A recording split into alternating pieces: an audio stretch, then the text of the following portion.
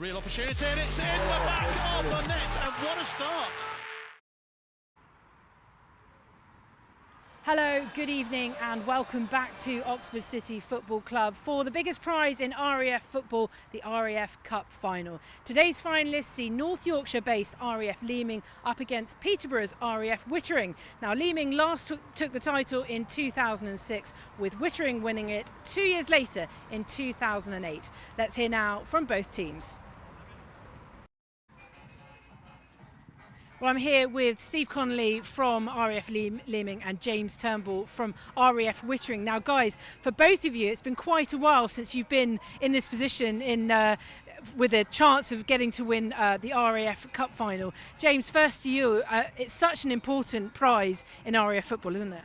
Yeah, of course it is. And last year we was here in the plate final with a disappointment, so we're looking to put that right today with the Cup Final win. And same for Leeming as well. It's been a while since you won it, but I'm sure you've been active across plate and cup, I'm sure, since then. Yeah, we were in the final 2 years ago and we just unlucky against Prize, and hopefully we can go one better today. And what's it like to sort of, every year it's different teams, you know, there's no one strong team, and sometimes you're in the cup, sometimes you're in the plate, but what's it like to represent the RAF at this level? Yeah, it's brilliant. I've been involved with a station football team for about 13 years now, and yeah, we've got to a couple of finals. We've not got over the line when it comes to the RAF, but in the league we've been all right. So hopefully we can get over the line today. And James, it's like I say, it's a big prize. What sort of football has got your team to this final? Pretty rogue football, if I'm being completely honest. We struggle most weeks to get a team, so to be here, and we're going to fancy our chance against Leeming today. So we've got some good players back from deployments and stuff, so we'll fancy our chances. We've seen a real standout performance from the plate final. Yeah. Can you guys live up to that? Can you guys live up to Akrotiri? Oh, absolutely. Yeah, absolutely. No questions asked. And Steve, you'll fully back your Leeming side, I'm sure. Yeah, 100%. We've had a really good season. We've won the league and cup double, so hopefully we can make it a treble today. Guys, I hope you both have a great game. Thank you. Cheers, mate. Time then for battle to commence, all for that coveted RAF Cup, the Keith Christie Trophy. So take your seats and get comfortable as we join our commentary team for their second match of the day. It's John Knighton and Phil Bright.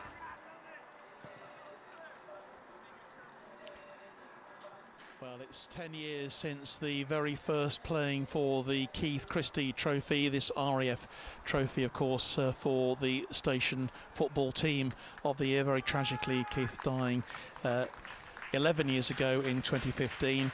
And those very first winners, RAF Morham, they won 3-0 against Cosford back in 2016. Well, the two teams coming out then for the 2026 version of the RAF Cup Final. Once again, I'm joined by Phil Bright with me. Phil, thanks a lot for sticking around and joining us for the Cup Final here today between these two teams, RAF Leeming and RAF Wittering. Just as they head now to receive the match, all the preliminaries, obviously the presentations that will be made at the beginning of the game. And Phil, these two teams, well, they've earned the right to be here, of course, with Wittering 3-2 winners over RAF Coningsby in the very first round. RAF Digby lost to RAF Leeming by 11 goals to 1. That was quite a substantial victory by any means for Leeming there, with Wittering beating Shawbury as well in their first round match. It was a preliminary round game for Wittering beating Coningsby, by the way. The quarterfinals, RAF Wittering had a 1-0, narrow 1-0 win over RAF Noltholt, and then it was a victory by 5 goals to 4 for RAF Leeming against RAF Odium in what was a very, very exciting quarter-final. Semi-finals, where Bryce Norton 1, RAF Leeming 2. That game played at Mickleover FC.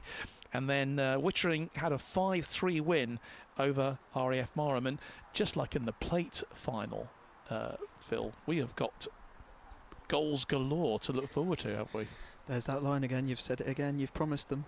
We've been bob on so far today, so hopefully it follows suit.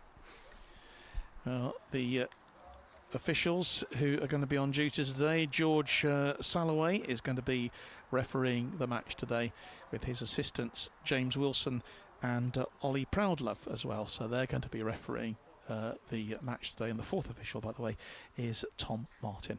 Very shortly we will have the national anthem to get us started for this FA Cup Final. If they will, you please stand for the national anthem.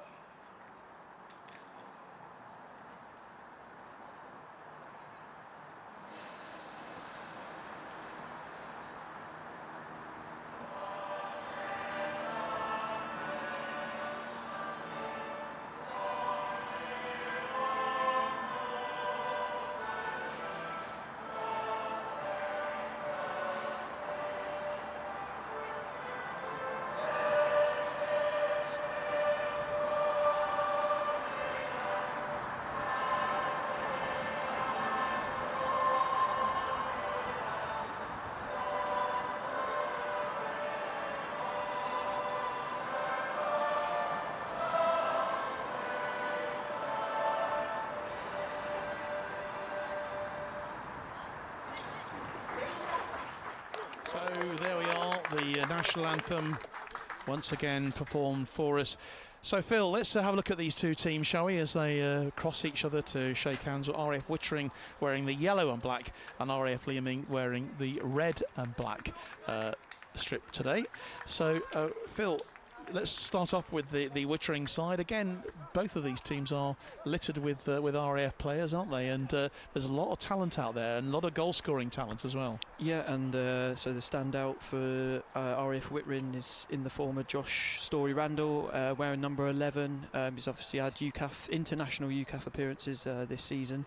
And Ryan O'Halloran at the back as well in number 5, the captain today, who's been in the RAF squad all season. So yeah, two names to look out for, possibly players to look out for then in the Wittering team.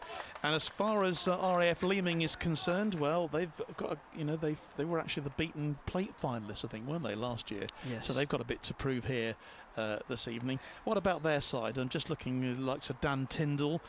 He's obviously a player that we know quite a bit about, don't we? And George McCowie as well, who represented the RAF under 23s in this year's inter-services. Luke Cranswick in the number 10 shirt, very good technical footballer as well. He's been involved in the RAF side this year as well, so plenty on both sides actually. No shortage of talent then in both of these teams.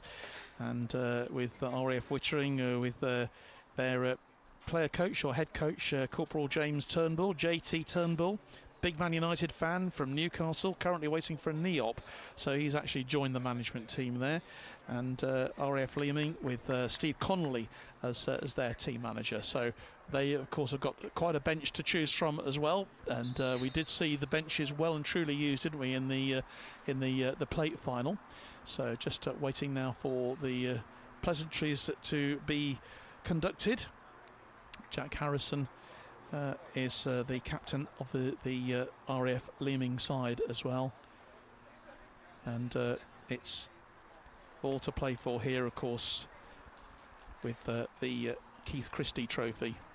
And very pleased to say that members of Keith's family are here today, and no doubt they will be proudly presenting that trophy in Keith's name later on this evening. But who is it going to go to? That's the big question, isn't it? And well, it's, if you look at both of these teams' records so far, as we said, goals galore, Phil. Yeah, we promised goals galore in the last game, and we got them. Yeah, and we did. We promised, so stick with us.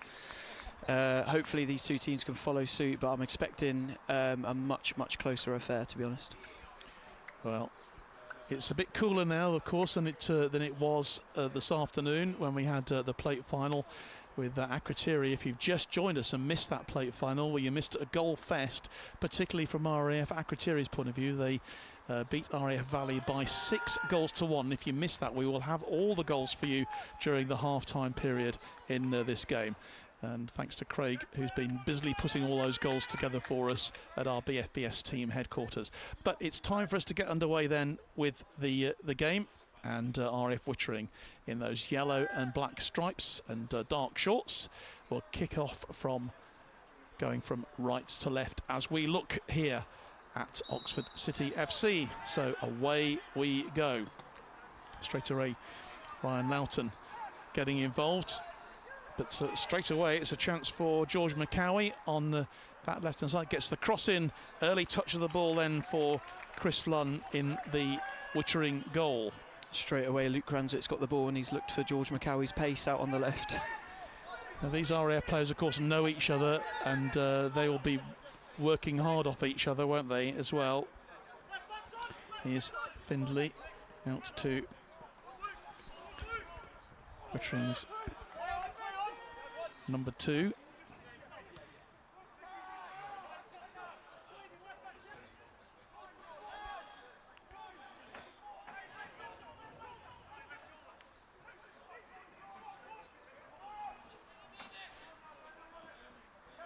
Straight away the ball really well matched, far actually. into the field. Yeah, it was very well played.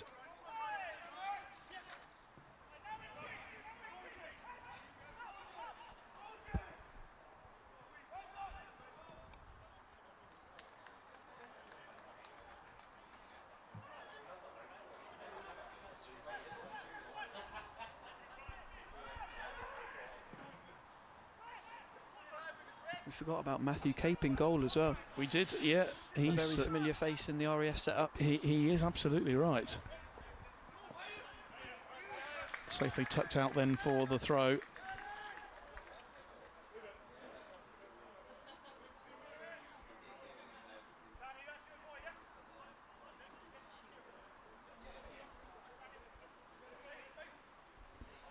Throw in goes in. It's collected then.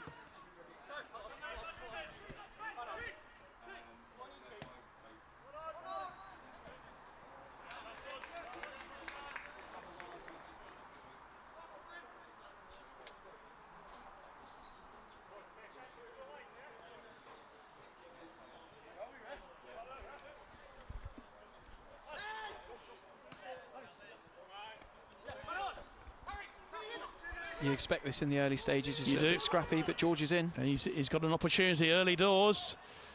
Just collects with his left foot, and it's blocked in the end. He took a little bit too long, didn't he, over that? I think sometimes George is that quick, the ball can't keep up with him.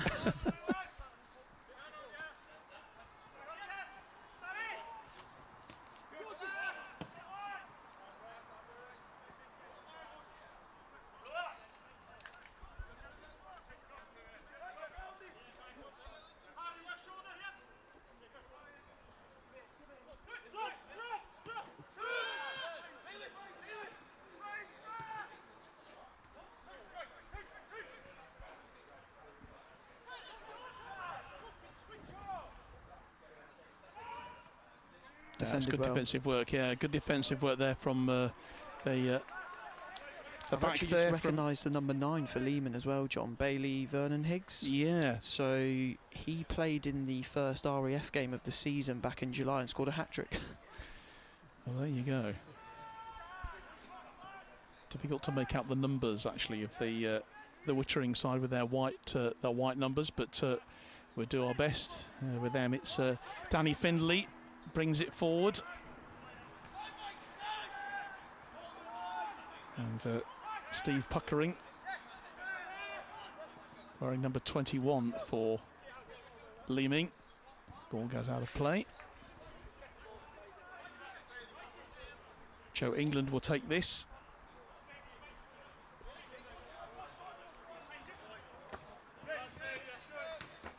And the Just had a touch, John. Yeah, you just you had your first touch of the cup final there, Phil, without expecting it. Ball bouncing right up into our commentary position here.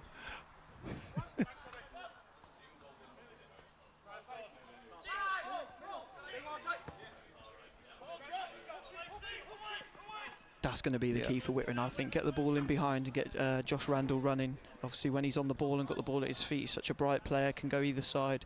Really good on both feet.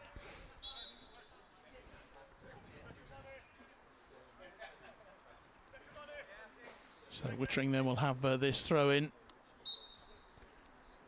It's the first 5 minutes of the game. Will be taken by Jack Smith. Throws it into that penalty area, so that's obviously a weapon that they had, that long throw, and Jack putting that to work early on in this game.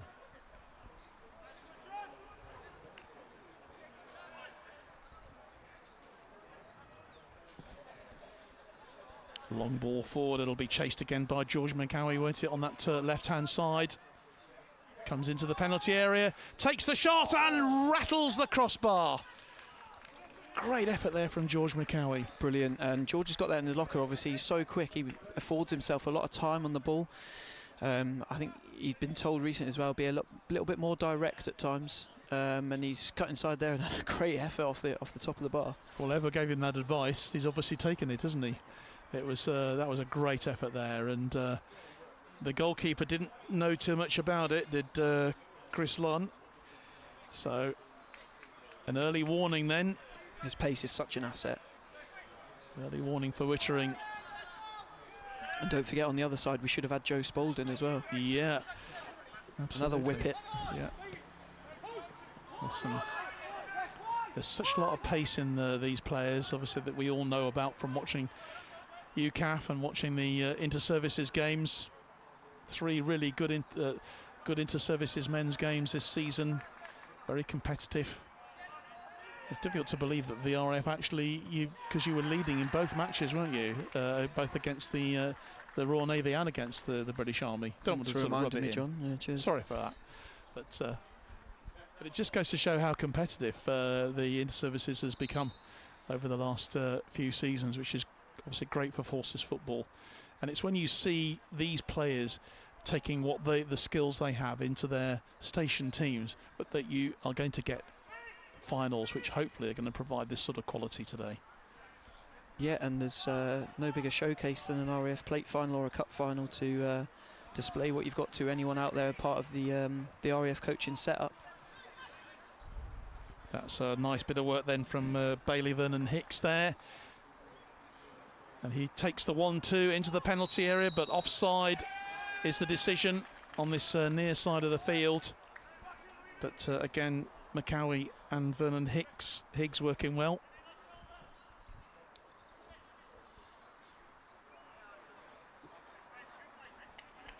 Wittering have looked most dangerous coming down this left-hand side in these opening minutes. Yeah, in the early exchange, it looks like both sides are going to use their respective left-hand sides. Just look where they both looked most profitable. Header back to his goalkeeper.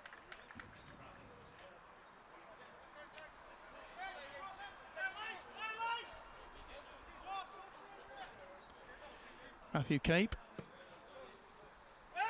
decides to go long. Out for the throw. So another opportunity then for Leeming here. With Joe England. Just looking for some support. And he finds it with Vernon Hicks again.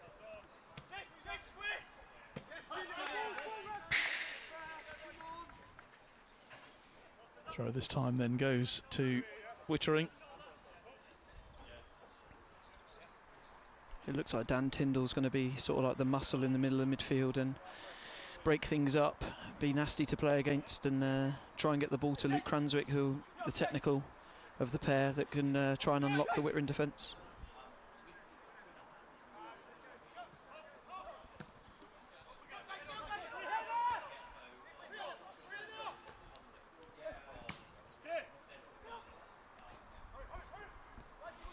Good work then from Nichols. But it's picked up now by Michael White then. And the referee says he was fouled. He'll take a quick free kick. Very nearly got in there, and that's the passer looking forward, Josh Randall. Yeah, he just took it a bit too quickly. The ball was still moving, and of course the referee's brought that back. So that free kick will have to be taken once again.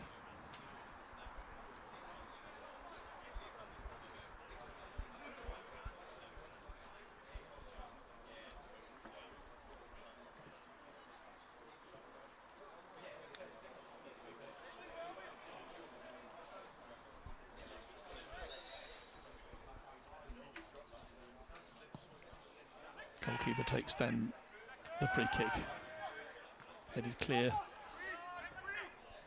And here's England. Decides to go back inside. That's a useful bit of blocking work then from Ryan O'Halloran.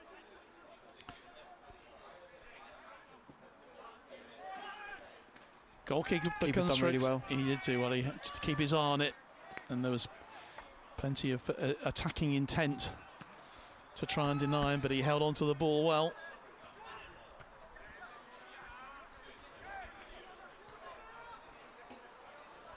I think we've already seen in these first 10 minutes, Phil, that it's going to be a competitive match, this.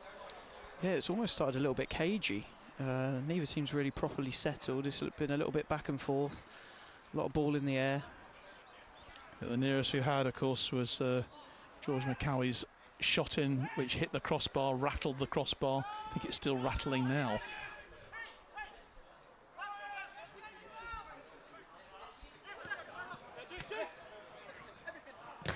Oof, really big committed tackle.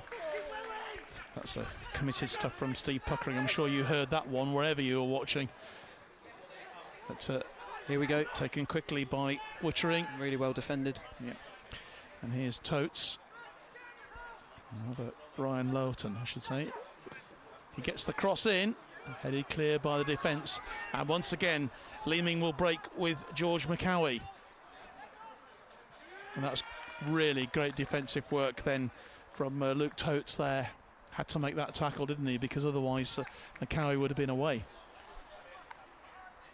Yeah, it's an underrated tackle that actually, because George is so quick, so he has to time it absolutely spot on, and he's actually done well to keep pace with him for as long as he did.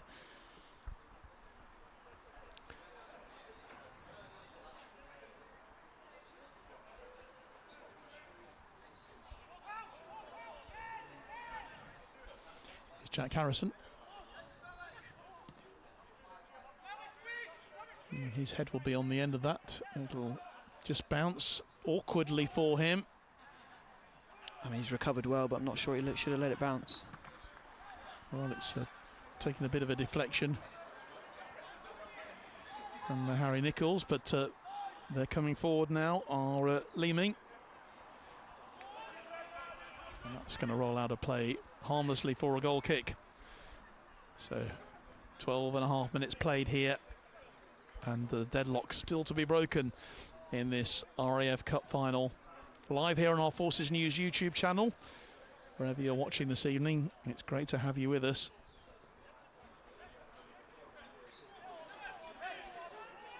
The goals were flying in that plate final. No sign of a goal so far.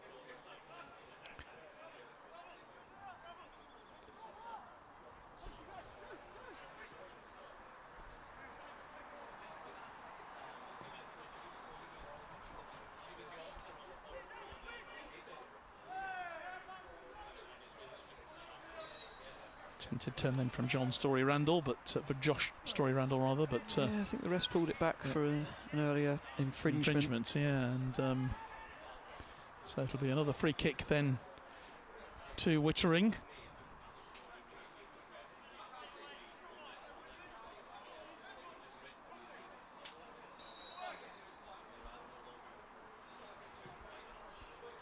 Floated into the box, but danger not quite cleared yet. It's a really good defensive header from Jack Harrison. And here's Greg Dakin.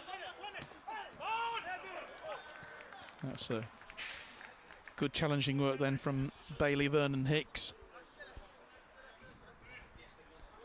But ball out of play, another throw. Which Ben Lawrence will take.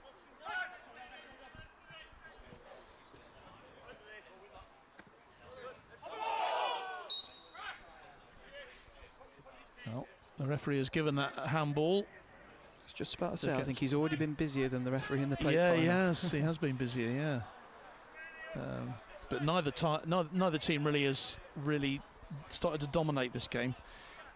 Nichols will take this free kick then from the left-hand side.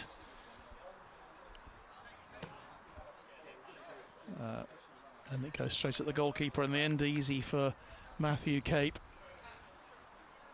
He delivers it quickly.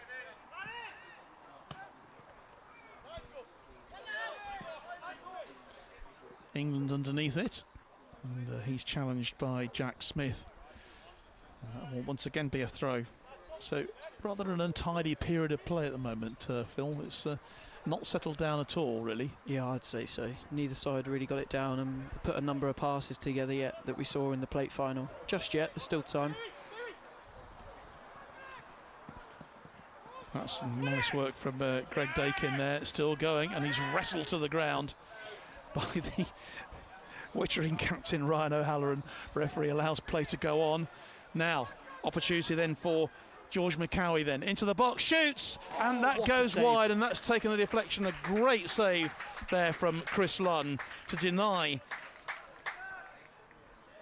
McCowie, who, remember, has hit the crossbar already in this first half. He's looked so likely to score, that isn't he? looks like the way that Leeming are going, to be honest. Jack Harrison stepped in really well and intercepted it, and he's released George and managed to cut inside and get a really good shot off, and the keeper's done really well to tip that round the post. So the first corner then of this game, Michael White's to take it. An outswinger floats in. Cleared in the end by Wittering of a fashion. Bit of an air shot, but still putting the pressure on. That's good defensive work then from O'Halloran. Yeah, an untidy start in terms of possession and in terms of on the ball, but you can't knock either side's endeavour without it, to be honest. Oh, that's true. England then with the throw. It's a long one, goes into the box. The Wittering captain on the end of it. Challenged by Wesley Bartrop there. Ball goes outside again to the flying winger McCowie. Takes a couple of people on. He's had a great start, George. He has. Michael Lynch doing well, clearing the ball. And Wittering have a bit of an opportunity themselves if they can just get a bit of possession. They will get the throw.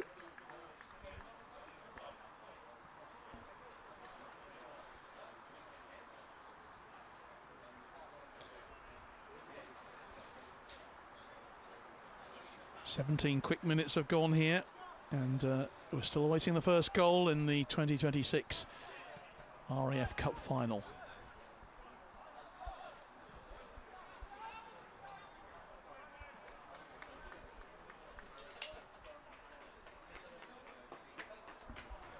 Good little crowd here have gathered here at Oxford City FC for this game.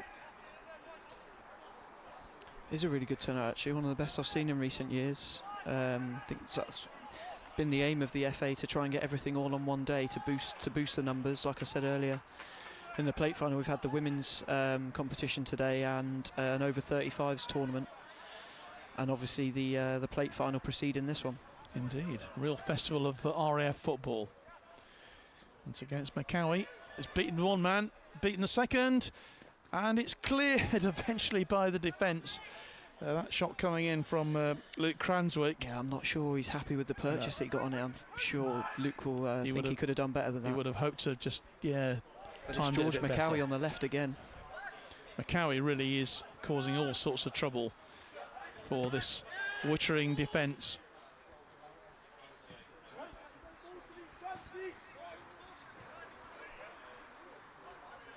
Yeah, knowing Luke, I'm sure he would have wanted a much cleaner contact on that.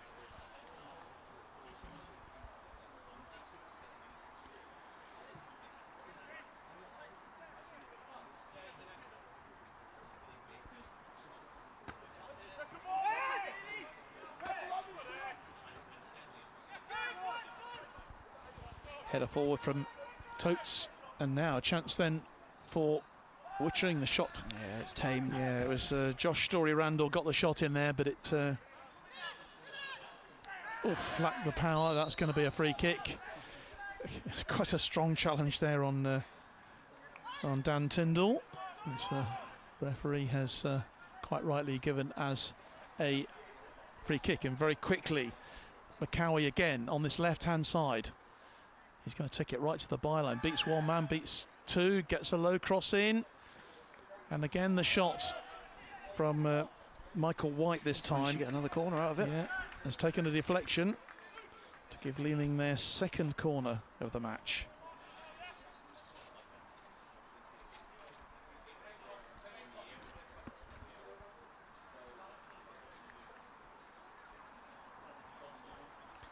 Michael White trudging over to this near side from where we're watching to take this corner.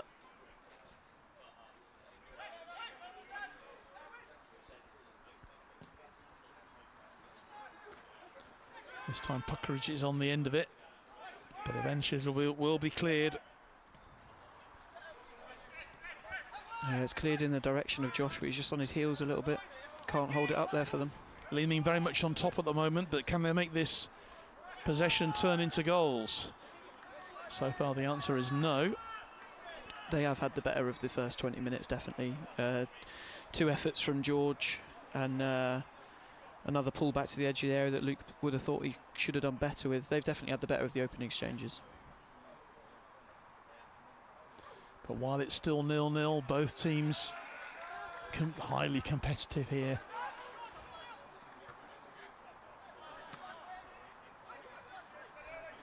Nice turn from Michael White. But his delivery lets him down and lets in Danny Findlay. Findlay is challenged. Looked like it was a little bit from behind that. Aaron Nichols, yeah.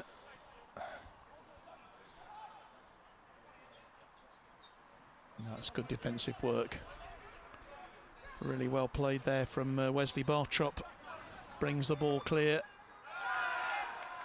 Referee allows play to go on. Says he got the ball. And George McCowie is still down. Ball floated in, but no issue for the Leeming defence, and they once again will drive forward, looking for this opening goal. Run forward then from Greg Dakin. Challenged by a couple of defenders. Dakin still got it. Gets the cross in. And that's really good defensive work then from Michael Lynch to clear it away. Game's just become a little bit stretched, I think. It has. It's like a little bit open, both sides having possession at either end. Probably due to the effort that they put into the first 20 minutes, where there's a couple of tired legs out there already. I think so. But, throw on this near side to Leeming. And once again, it's going to be left for Joe England to take a long throw from this right-hand side. Goes short in the end. And they'll get another chance. Interesting how Leeming was so quick on the break there, weren't they, from that defensive position. Yeah, I mean, that's where their asset is, the pace in behind. So Luke quickly got the ball from KP, and the first thing he's looking to do is put one of his wingers in behind. This time England goes long with the throw. I will say George is hobbling. Yeah, he is. It doesn't look good. Probably as a byproduct of that tackle where the referee deemed that he got the ball, probably got a little bit of George as well. And he's limping about a bit. And he's just gone down. Gone down. I think that he maybe feels that his game is going to be over, and that will be a terrible blow for RAF Leeming here. George McCowie, who has hit the crossbar, had a really good shot turned around the post as well. But the way it's going, it looks like his cup final might well be over, Phil. He certainly won't want to go off. So hopefully he can run it off. Well, they're taking a drinks break now anyway at 24 minutes played. Well, following the theme of the plate final, John, hopefully the drinks break means goals to follow. Well, we certainly got a bit of a goal fest after, in fact, both drinks breaks when you think about it, because we had obviously 3 quick goals from RAF Akrotiri, and then in the second half, beginning of a goal for Valley, and then a 6th for Akrotiri to really... Well, I mean, you can see it across the pitch. Both coaches are using it as like a bit of a tactical break, so they've taken what they've seen in the first 25 minutes, and it's a chance for them to get any messages across. So it could come out afterwards, and it could be a slightly different game based on whatever they can get across to their players. I'm just interested to see what sort of treatment George McCowie is getting. He is still struggling. It does look like an impact injury. It does, actually, which is the better. On his, it looks like his knee as well. His right knee. There's no way that he won't try it. But equally important for him not to do himself any sort of longer-term injury. A shame as well, both for him and for the final, because he's probably been the brightest spark so far.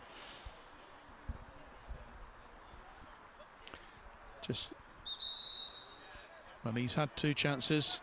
So he hit the crossbar with a fearsome drive. Well, he's staying on. That's. Let's hope he can run it off. Yeah. It's definitely his right knee, isn't it? It could be an impact from the landing that he took, so not necessarily even from the tackle, but just impact from falling on his knee from there. And there's so little give in these artificial pitches as well. It's if you pick up an injury. Throw in then to Leeming. Flung in by Joe England. He'll get the ball back, but that's not going to go anywhere apart from into the foot of Ryan O'Halloran. There's Wittering clear their lines. Very untidy stuff at the moment. He's puckering, and no, he's not going to be able to carry on, is he?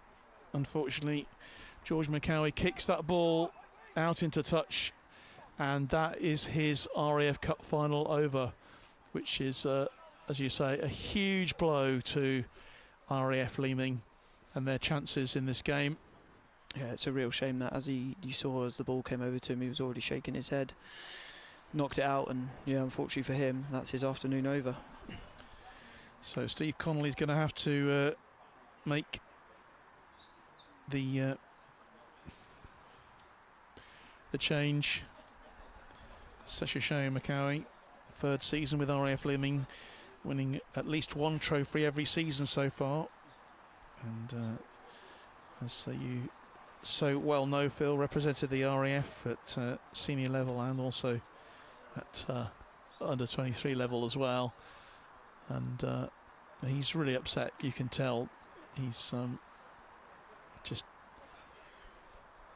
I mean, we hope it's just an impact, and in a couple of days, a little bit of bruising and nothing more than that.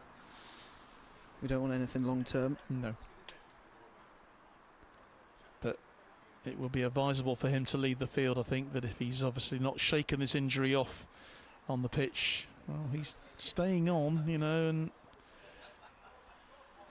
or is he? He has to go off for 30 seconds anyway. But I think clear that the decision is being thought about whether he's going to continue or not. And he has come back onto the field, which is a very brave decision, but back into the action. Yeah. But he won't have the pace that he had. Gets a header forward, knocks it on towards Vernon Hicks. And he's done really well. Yeah. He's breaking forward then into the box. Still going. Yeah, Ryan's done well there. Good defending. Shot once more. Wide this time from Vernon Higgs, and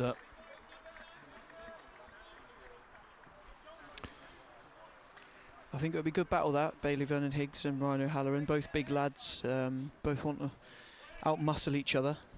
Both played together for the RAF. Here is O'Halloran. His goalkeeper Chris Lunn. And this is Michael Lynch.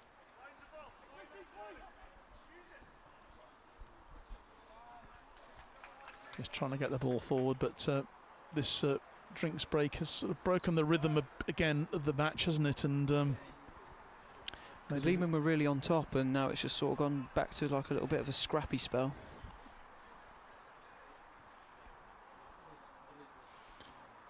I think the game's desperately in need of a first goal. That opening goal that we had in the plate final in the first couple of minutes, suddenly it transformed the match, didn't it, really, and made it, you know, both teams were going for it. Set the tone, really. It did. So we could do with a goal here. Half an hour played, and no score. Stephen Puckering back to his goalkeeper, Matthew Cape. Cape just keen to get a good feel of the ball before hurling it forward. There's that battle I was talking about.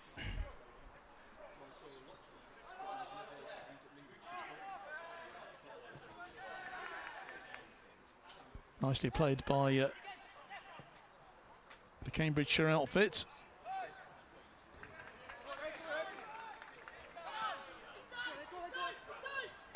England just trying to put Dakin away.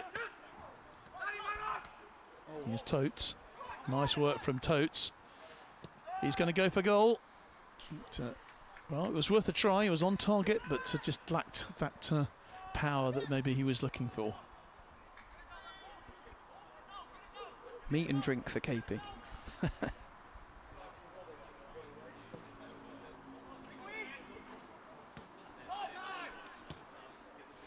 Nice touch forward then from Cranswick, and it's collected by Dakin.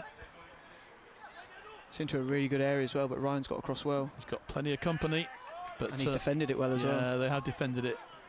Now, the Here goes chance Josh Randall. for Randall. He's through. Oh, and he just touched it a little bit too far forward. It's a heavy touch. Yeah. His first touch was brilliant. His second one, not so much. Josh Story Randall, it just it ran away from him, and that was probably the best opportunity that Wittering have had in this game so far. But it's back at the other end of the field now with Michael White. That was snuffed out though. And Lynch.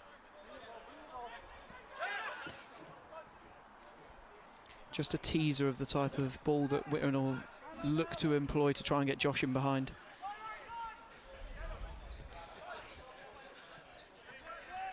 That's good defensive work then from Wesley Bartrop.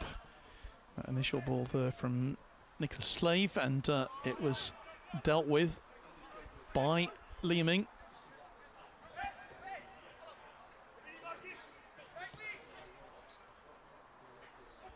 Nice touch from Dakin, outside to England.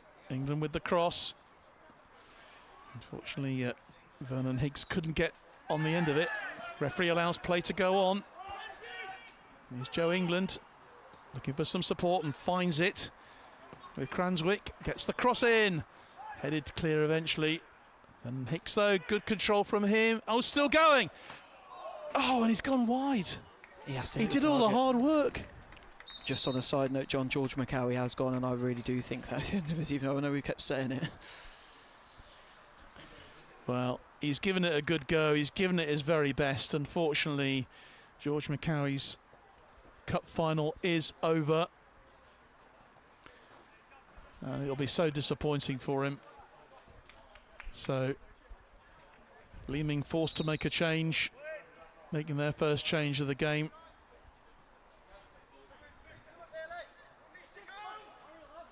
Yeah, lovely passage of play by Leeming down the right hand side, then that ended in Vernon Higgs' chance at the back post.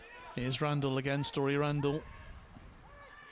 Beats one challenge, comes into the box, looking to fire one off, but it is cleared eventually by Leeming.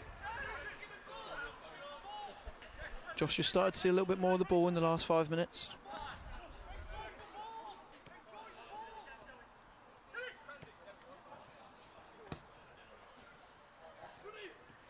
It's nice work from Randall again, from Dakin, who is floored, and that will be a free kick in a interesting position for RAF Leeming.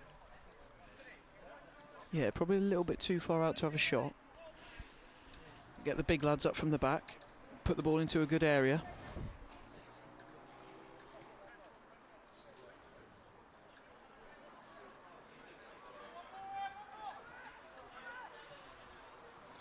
It's clearly going to be floated into some of those tall lads.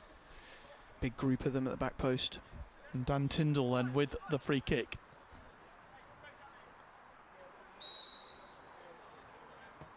It's floated in. It's a brilliant area, by the way. And the shot comes in. Really good area. Should have caused more danger than it actually did.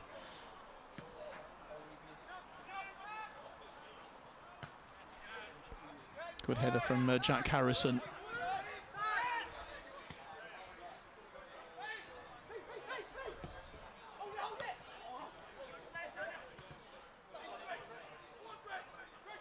It's good work again from Dakin. Is still going, and he's teed himself up for a shot, which the goalkeeper has to save in the end. Yeah, bar the save that that Chris Lunn had to make from George McCowie, where he tipped it around the post, a lot of the efforts have been from long range. They have, including the one that struck the crossbar. And here's Cranswick. Bit of a tussle going on there. Good tussle with Luke Totes.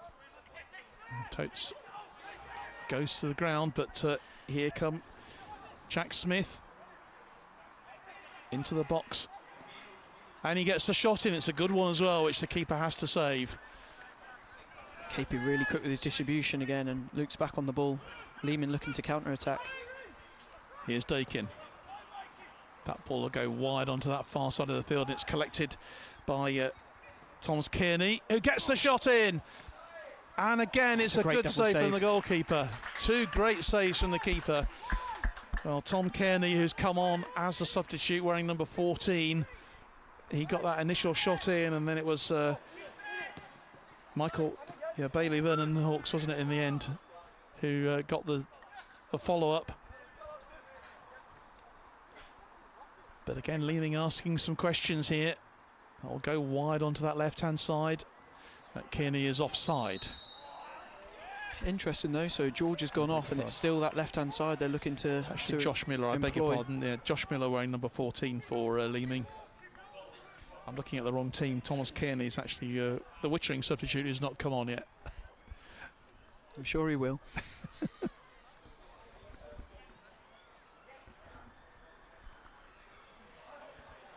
Yeah, they're still going down that left-hand side, Leeming, so it's definitely an outlet for them. Yeah.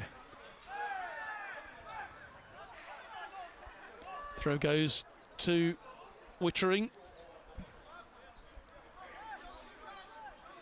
Nearly 38 minutes played here. 0-0 between these two teams. Contesting the 2026 Keith Christie Trophy to be RAF Station of the Year for football. So it's a long throw from the skipper, then comes in. And a bit of a melee of players out there. Great shots, but just wide. Coming in from Ryan Lowton there. That throw really is an asset, isn't it? It is. He's reaching the 6-yard box. Yeah. In fact, both teams have got that sort of firepower. It's almost like having another corner at your another corner kick at your disposal. All the rage nowadays, aren't they? Absolutely.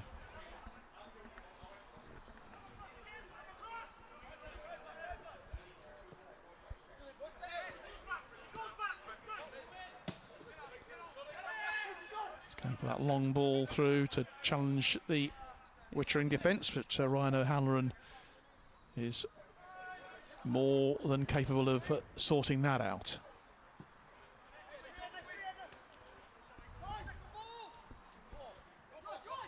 Findlay, who's looked dangerous at times. That's nice control from Jack Smith.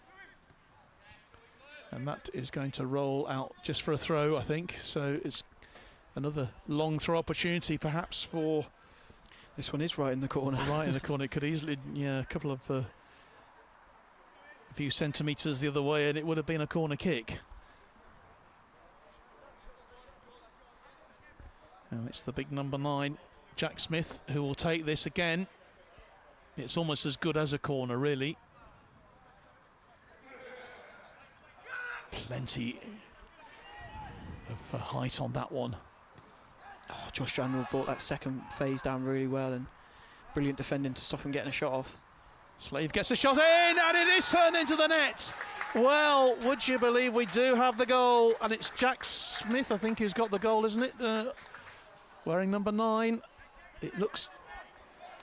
I think it's Harry Nichols. I think Harry Nichols has got it. Number 10. So difficult to make. Yeah, he just picked it up, didn't he, Nichols? Yeah, I just mean, picked up that loose ball. That cross has bounced just in front of KP in the Leeming goal, and he spilled it a little bit, and Harry Nichols was on hand to ram it home from close range. So, I mean, literally 5 minutes before half-time, and it is a goal for RAF Wittering. They open the scoring in this RAF Cup final. Which I actually think, John, will make for a better game, because Leeming have, I would say, edged it this first half. So for Wittering to go ahead just means that Leeming will have to cut that little bit more even forward. And in fact, it was a set piece, wasn't it? That long throw, which we were talking about. Yeah, we spoke about them. And it was the second or third phase from a long throw, essentially. Keep it alive in an area and you've got a chance. From Leeming's point of view, it's a really poor goal to concede. Yeah, it's a choker for them, as you say. They have really edged it in terms of possession and chances. But all credit to Wittering for taking the chance that they had. And now don't expect them to be in a rush for the rest of this half.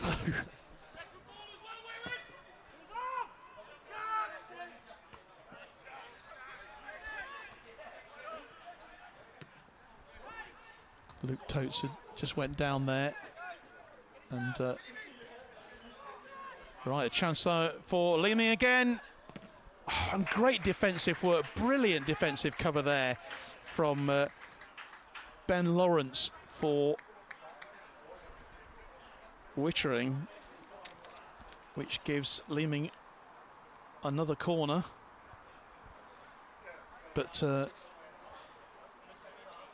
Greg Dakin was clean through there and had a real opportunity, but all credit to the Wittering defence, who stood firm, and it remains 1-0 then. RAF Wittering with that goal just a few moments ago. Corner comes in.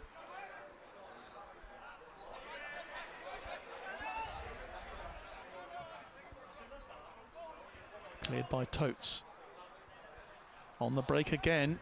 He's run the ball really well there. It's really nicely done. Pressure off his defence.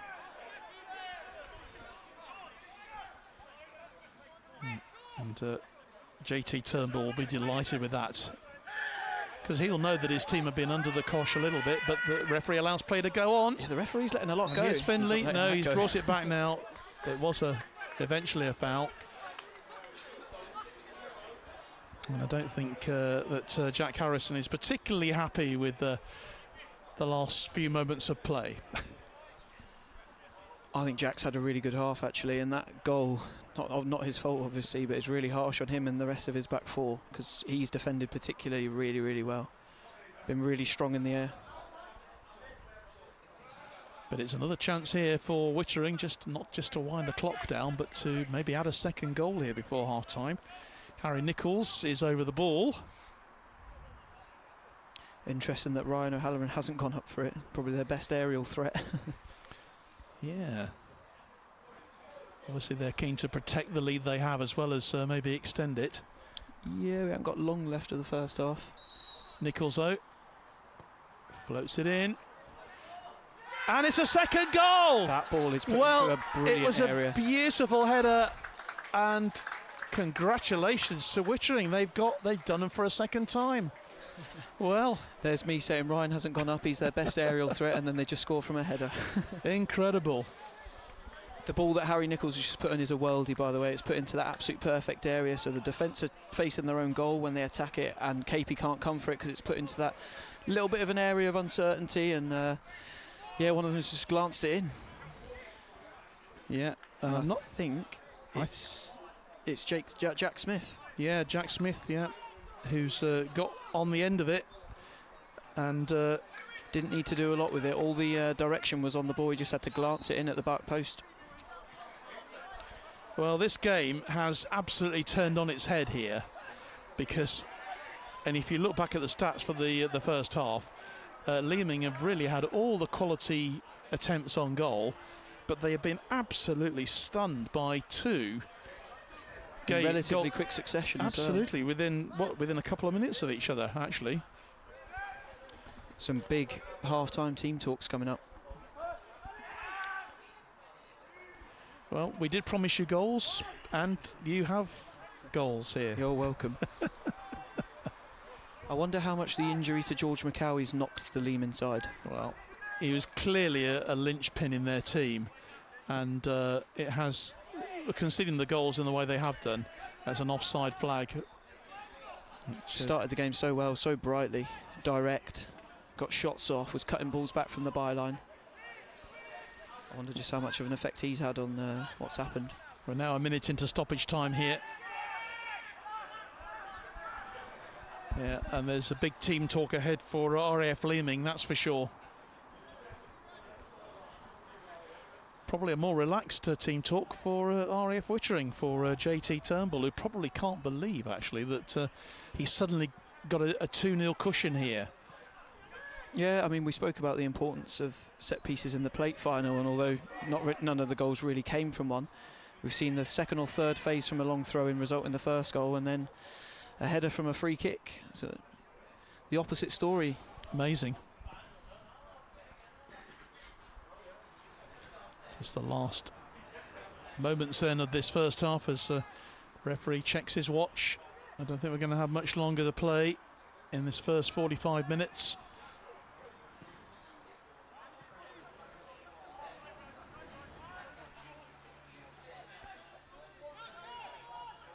As Vernon Higgs tries chasing that lost ball. That's a great header then from Puckering.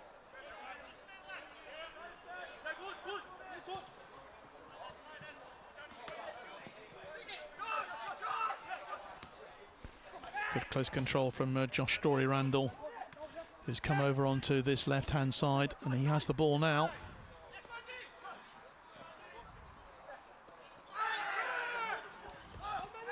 And that will be a free kick. Yeah, I think he just caught Luke.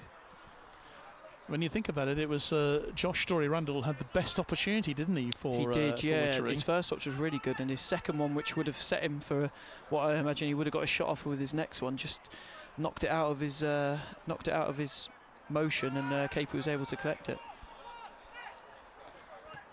Approaching 3 minutes of stoppage time played here. I think Leeming just need to relax a little bit. They were dominating the ball before they went 1-0 down, and they don't need to be too hasty. We're at that precarious 2-0 lead. Yeah. Yes. Macca's words might come home to roost, but you can tell straight away actually that Wittering, those 2 goals have really calmed them down. Yeah, and they're just enjoying themselves in a way that we haven't maybe seen in the bulk of the first half. Yeah, I mean, that 2-goal lead allows you to play with a little bit of freedom, whereas Leeming don't have to get back in the game straight away.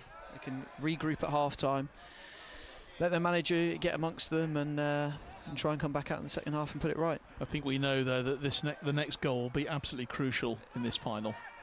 Absolutely crucial, because if Wittering get it, 3-0 is a long way back then for Leeming. But if Leeming were to get that next goal, yeah, I agree. Next goal vital. Would make it a fascinating second half. Wow. On the other end is Randall again. Story Randall. He's got a bit of space into the box, controls it. Oh, and he's blasted it wide, and that's a second chance. I think he has to do better. Well, that is the last action of the and you were first just half. saying how vital the 3rd goal would be. Josh Story Randall, it could be 4-0. It could be 4-0, and you can see he's pretty disappointed with himself. But well, what an interesting first half that was, Phil, because it looked, for all that we were thinking, it was going to go in at half time 0-0, and then suddenly Wittering get these 2 goals just before half time.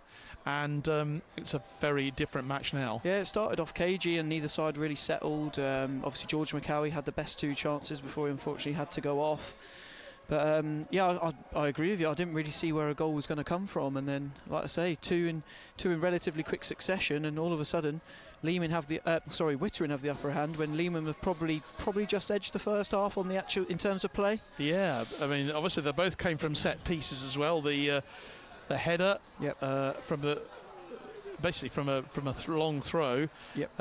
Which the Leeming defence not able to cope with, and then the second goal from a free kick as well, which was and they could have had 2 more with Josh Randall. Yeah, it could be 4-0 at half time. As it stands, it's 2-0 at half time to RAF Wittering in this 2026 RAF Cup Final. We'll of course be back for more action for you from the second half, but right now at half time, let's remind you of what happened a bit earlier on today here at Oxford City with the plate final between RAF Akrotiri and RAF Valley. There were loads of goals. A real opportunity, and it's in the back of the net, and what a start! Hello and welcome to a very warm Oxford City Football Club, where we've got an RAF football doubleheader for you here this afternoon. First up, it's the plate final, which sees Anglesey-based RAF Valley up against Cyprus-based RAF Akrotiri. Again on an artificial pitch, so they'll be feeling it, I imagine, by the end of 90 minutes. It's a nice place from Debenham. Again, plays it forward for Liam Thornton. Thornton goes into the box and has scored. Well, we've had an early goal as early as the 2nd minute here, and it was Liam Thornton who charged through. Great ball through for him from Jack Debman, and it's 1-0 already to RAF Akrotiri. So it's Akrotiri once more. Long ball forward, and right on the end of it, and beautifully scored there. Magnificent from Jack Debenham. What a superb goal that was. That was going long, wasn't it? But a brilliant ball forward. And Jack Debman, who has already dominated the play so far for Akrotiri, has scored an absolute corker. It is, isn't it? It's precarious. I don't know why people say 2-0. Maybe it's because it sucks you into that false sense of security, but I'd rather be 2-0 up than 2-0 down. And it could be 3 here, and it wow. is 3-0. Well, once more, RAF Akrotiri have gone right down the middle and have scored, and this time it's Michael Johns who's got the goal, isn't it? It was Sean Wilson. Sean Wilson, sorry. Yeah, so it's now 3-0. Sean Wilson, Akrotiri fans here at Akrotiri, but the shot comes in, hits the crossbar. That was great work from Josh Blake there. Well, I said he would be an outlet, and Josh is really good on both feet as well, so I wasn't surprised he took the shot on. I was a little bit surprised he hit the bar. That was a lovely touch again out to Josh Blake. 1-2 with the keeper, and it's touched into the net. This time it is Michael Johns who scored the goal, and that is 4-0 to RAF Akrotiri. Well, I don't think there's, even at this stage, Phil, it's going to be a miracle if Valley can get back into this. I said to Valley, try if you can get through to half-time without conceding a fourth, but sometimes you just hold your hands up. It's really good play again. Throw in then comes in. Headed clear. Lovely turn. Oh, it's off the post and it's in. It's given. Goal's given. Yeah, goal's given. And the man who's got on the end of it is Liam Thornton again. So 5-0 in is now to RAF Akrotiri. The ball bounced around in the box, didn't it, from that corner kick. And eventually it wasn't cleared. And so Liam Thornton scoring at the beginning of the second half as he scored at the beginning of the first half. Hyam takes a short corner. He'll get the 1-2. Gets the cross in, and it's in! Flags up. No, flags up for offside, so it looks like it was Liam Thornton who actually got on the end of it. But it's... Actually, no, it wasn't. It was Ben Cashmore who got on the end of it. But the flag went up for offside to It's Roberts. good football from Valley. They're putting a little spell together. They are playing the ball nicely, and they deserve a goal if they can. McGiven. He deserves a goal. He's worked so hard. Gets a really good cross in and a chance for a goal, and they've got one. Well, it was Callum Graves on the end of it, and probably the best move that RAF Valley have put together in this second half, and it has been rewarded with a goal. All the players in the squad have been given a run out here. And here's Dan Hyam. Good ball through. Chance for number 7, and it is in the net. And it's Luke Foss who's got the goal, and that makes it 6-1 to RAF Akrotiri. Well, it was beautifully played forward, wasn't it? A lovely ball. Yeah, sometimes you can look at players and say they've been hard done by being on the losing side. And that is the end of this plate final here between RAF Akrotiri and RAF Valley. And, well, it's been a clear victory, clearly for RAF Akrotiri by 6-1. The biggest challenge, I say, is just existing. Out here, Mother Nature is a very cold lady that is trying really hard to kill you. We need to test nearly to failure, and sometimes past that. We're going on a road trip with the Gollawallahs and their recruiting team. Being chosen as a future Gurkha is a battle few will win. Why are we talking about this now? Well, it's because of this man. He's warned the UK is underprepared, underinsured, under attack. The wing is probably the most famous part of this aircraft. Blades are made of wood. It meant if the aeroplane crashed with the wheels up, it didn't shock load the engine too much.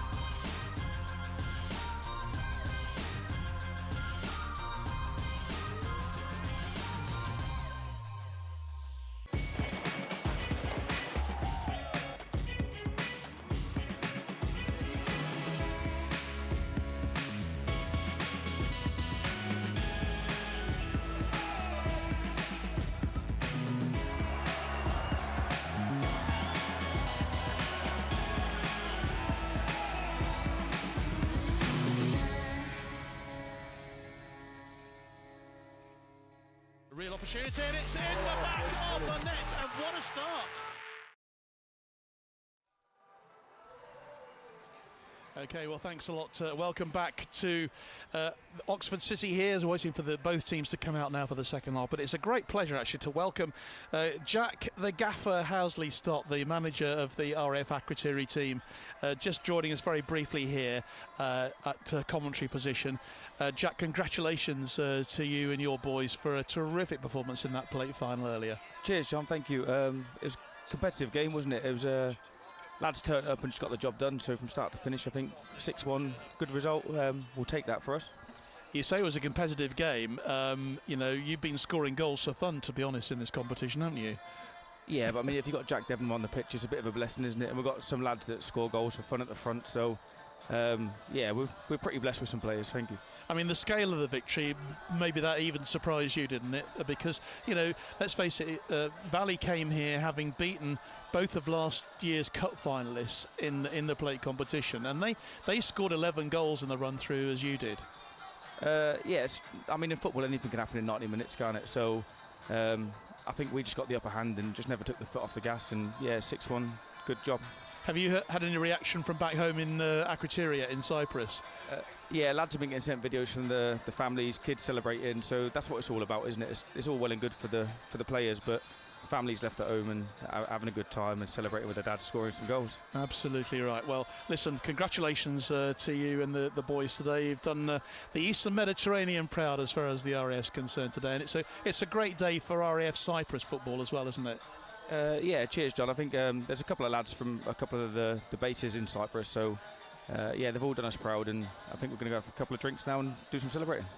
And why not? Jack, great to have you alongside. Congratulations, well done, and maybe you just show these guys how to score some goals. We've only had 2 so far in this match. There's been some good chance, though, isn't there? I think both keepers have pulled off some decent saves, so yeah, there's more goals to come in this second half, that's for sure. Definitely. All right, well, you go off and celebrate then your terrific plate victory, and I think if you carry on like this, we might even see you in next year's cup final, the way that the boys have been playing, if you can keep them together. Yeah, I think most of the lads are still around next year. I'm leaving. I'll leave Ireland in a few weeks, but whoever takes over, I'm sure they'll have some fun with these guys. There's some good players about. Okay, great day for RAF Akrotiri. Jack, many thanks for joining us here on commentary tonight. As we see, we're just waiting now for the return to the game of RAF Leeming. I wonder what the RAF Leeming management have been saying at half-time, because obviously we thought they probably had the better of the possession in the first half there in the cup final, but they were hit by 2 late goals, weren't they, in the first half? And it's going to take a bit of coming back from. 2-0 it's doable. The next goal absolutely crucial in this match. Yeah, like you say, Stephen's got some good players on his side, hasn't he? So he's quite blessed with those. If they get one early doors, anything can happen here, but the game's never done now, is it? Well, George McCowie, a great loss, of course, for Leeming. He was causing all sorts of problems before he had to leave the field with that knee injury that he picked up, and that could be crucial in terms of RAF Leeming today. But I don't think Wittering will be taking anything for granted here. 2-0 is always a dangerous score, actually, at half-time, thinking about it, because the next goal, if that were to be scored, obviously, by Leeming, it suddenly makes it for a very, very exciting final. 100%, but I'll pass it back over to Brighty. He's a lot more professional than I am, so I'll let the expert take back over. We're delighted you have joined us. Thanks very much indeed, Jack. Go away and celebrate a famous victory for RAF Akrotiri. Cheers, John. Thank you. All the very best. Cheers now.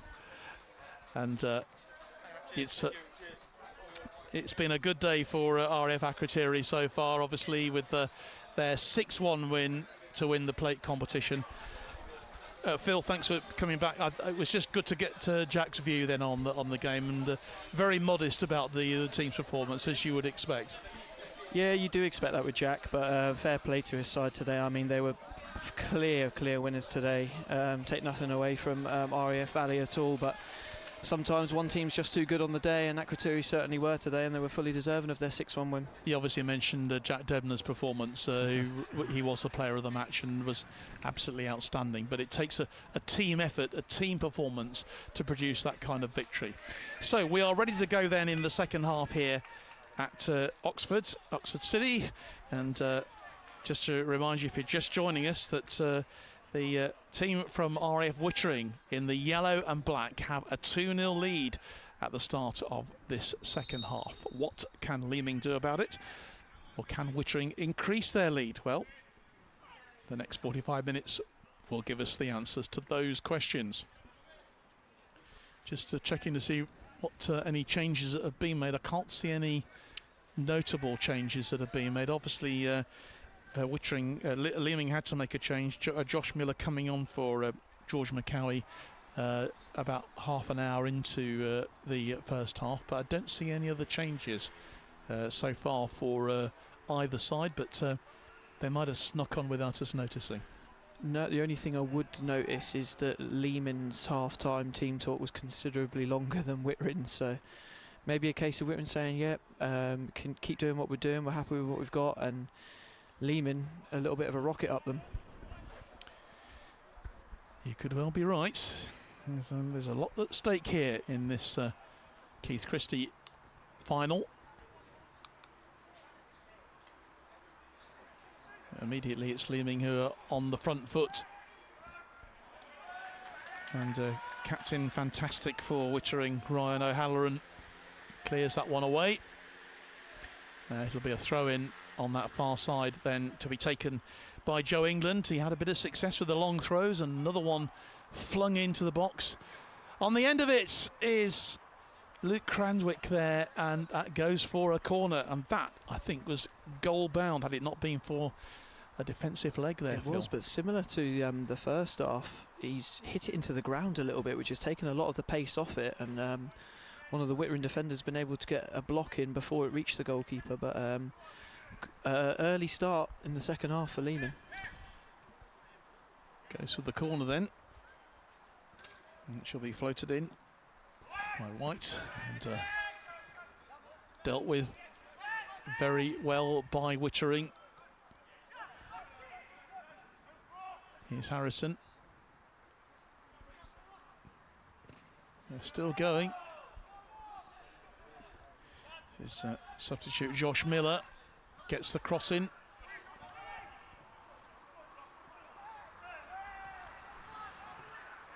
And that is a free kick. Not quite sure which way that has gone. The referee was pointing in one direction and giving it, but I think there was an earlier infringement which the referee has gone back for, and so it'll be Ryan O'Halloran who will leave it for his goalkeeper Chris Lunn to take. Some space on this right hand side as well for Nicholas Slav, who's wearing number 2 for Wittering. Lunn takes the free kick. Here's Miller looking for some support. He'll just carry it forward himself. Little turn. I think ref's happy to play on. Dealt with by Jack Harrison.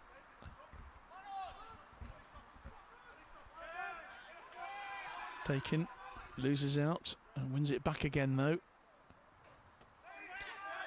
Strong defensive challenge going in, but the referee allows play to go on, and there's a real opportunity then for Greg Dakin. Gets the shot in, good save from the goalkeeper, doesn't know where it is, and it's going to be bundled over, and it's over the line, and eventually it is Michael White, I think, who has got the goal. Well, it's the early goal that RAF Leeming wanted. It was a bit of a bundle. The goalkeeper made the save, and then he just seemed to lose track of where the ball had gone. I mean, it's the rocket that I was talking about from a Leeming point of view. I think the keeper's done really well to keep the first one out, and then as he's gone down, he's lost track of the ball. It's spun behind him, and it's been bundled in. Leeming will take it. Well, they certainly will. Michael White has got the goal there. And from a neutral point of view, it's exactly what we wanted. It is game on now, and straight away Luke Totes has gone down there. You know, we've seen all 4 sides score today, John. We have. Bit of a late challenge there, but yeah, I mean, Chris Lund made a really good save, but he just lost track of where the ball had gone, and by the time he sort of worked it out, there was... he did nearly recover on the second one, but he did. Too late. Yeah, it's exactly what Leeming needed, and probably on the state of play deserved. Actually, they didn't deserve possibly to be 2-0 down at half time, but that's just a pure conjecture from a commentator here. But they will certainly take that, will Leeming, as it gets them right back in the game here. When was the last time we saw a clean sheet in a cup final, Joe? I don't know, actually. Last year definitely not. It was 4-3, wasn't it, in the end? It was, yeah. Year before when Bournemouth beat Cosford 1-0? Yes, I think so. I think Owain Thomas was in goal that day, got man of the match, I believe. Yeah, that's right. Bryce Norton beat Leeming 3-0 in 24. So... no clean sheet there. No clean sheet there, yeah.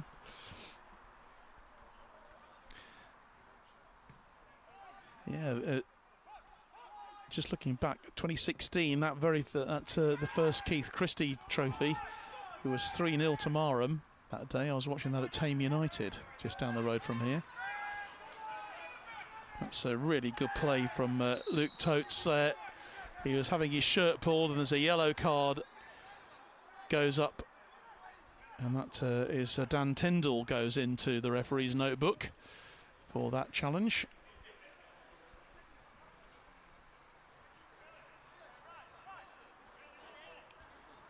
So I think that is the first yellow card of the evening. So we're heading into the evening now here. Just gone 20 to 7 here UK time, 20 to 9 in Cyprus, where I'm sure you're all celebrating at Akrotiri.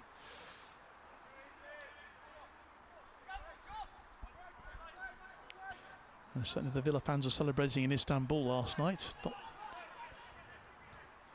And the Arsenal fans were celebrating in North London, and I know as a Spurs fan you're less than happy with that Phil. The less said about Spurs the better, please, John. Yeah, well, you've got a bit of a battle on your hands against Everton, haven't you, in the Premier League on Sunday.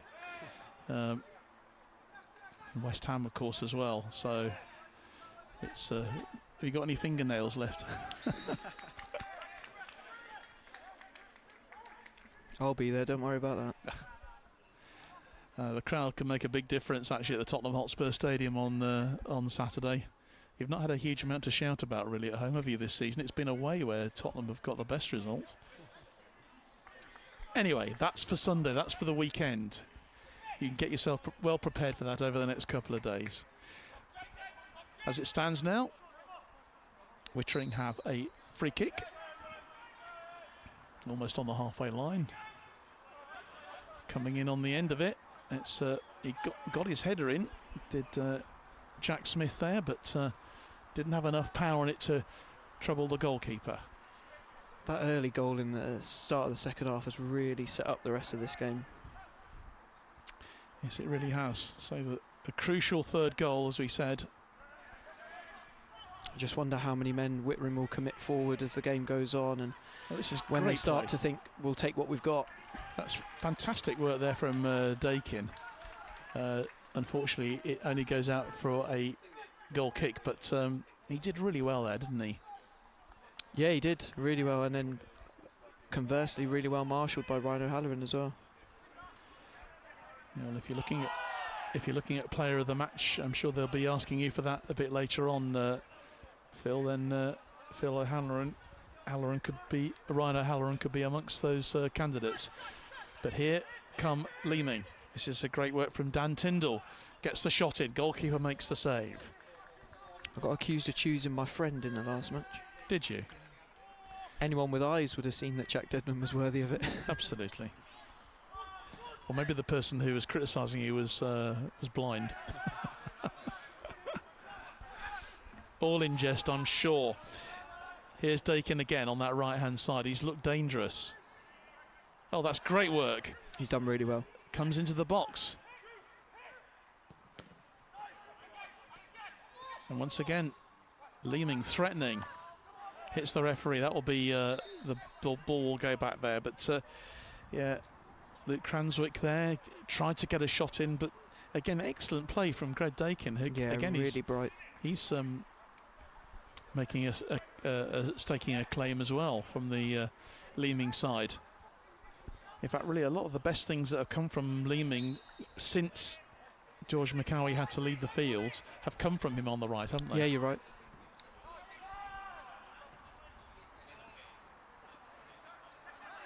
That's really nice control from Story Randall again, who's... You look back at those two chances that he had. Will he come to regret them? Well, from his point of view, I hope not, but it's... Chances like that can change the course of games, and looks like are we going to have a change? It looks like there's going to be a substitution for RAF Wittering, and there is a man going off on that foot. They haven't put a board up for us, so we can't tell. Looks like the left back. So I'm just seeing. Is it Ben Lawrence? Could well be Lawrence, who's gone off.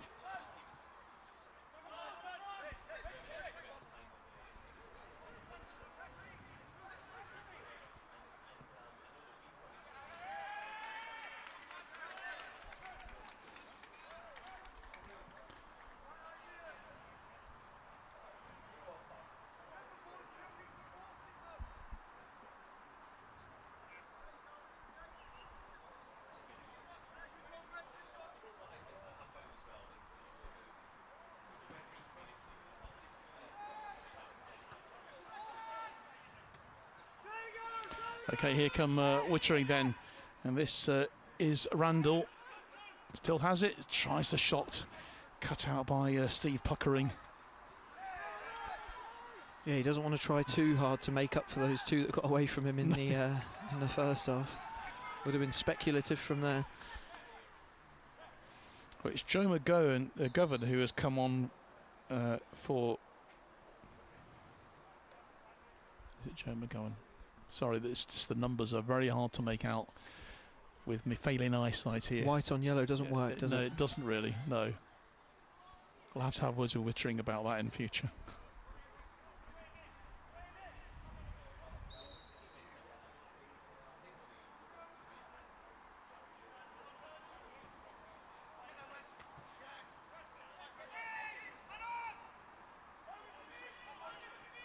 I was talking to the Akrotiri captain actually at full time about why he changed his shirt from number 4 to number 12. You got an answer for us, have you? Yeah, he said it's quite simple, John. My number 4 shirt was ripped to pieces. So, oh, that's nice work, nice control. But once again, that really good defending shot was blocked as well. Yeah, Jack Harrison again. Yeah, Harrison's been brilliant, hasn't he, at the back? Just when Josh thought he'd worked a little yard with some great feet. And here's Dakin again. That'll be a throw to looks like the actual Leeming. Looks like the outlet for Leeming. We've not seen so much of Josh Miller in the second half so far on this left-hand side, but I seem to remember he actually had a snapshot when he first came on as a substitute and very nearly produced a goal for Leeming. Here's their captain, Harrison. Gets the cross in, and that could have gone just about anywhere, but it ended up in the safe keeping of Chris Lunn, the goalkeeper. He goes long again. He's looking for Story Randall. Cranswick, good work from him. Back to Puckering. Asking all the questions at the moment are RAF Leeming. That's a good defensive work then from Michael Lynch. Puckering just knees it away. Well, Harry Nichols just having a pot shot at goal. I could see why he did it. We might have just seen the start of the rest of the story for this game, where Wittering try and start playing on the counter-attack and start to soak up what Leeming are throwing at them, because Leeming are definitely in the ascendancy at the moment. which they were for, let's face it, the bulk of the first half. And it might come through Dakin. Yeah. Well, he's got rip-roaring pace there, hasn't he? He nearly turned something into absolute. Nearly turned nothing into something. Absolutely something. Thank you, John. Yeah. I think I know what you were trying to say. They've got a good depth of wide players, Leeming, don't they? They have. Joe Spalding, I know he's watching from the Falklands. He'd have been desperate to be involved today. Hi, Joe. So it's what, mid-morning there? Or is it early afternoon? I'll be out to join him in a few weeks. You're heading down south, are you? How long are you going to be there for? Just the 4 months. Oh, just a 4 month, yeah.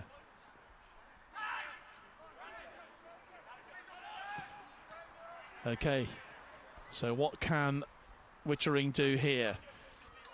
Here's Randall again, Story Randall, who has looked dangerous.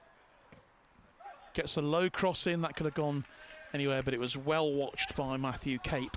Yeah, he did well to beat his man, and then I know that Josh would have liked to have produced a better cross than that.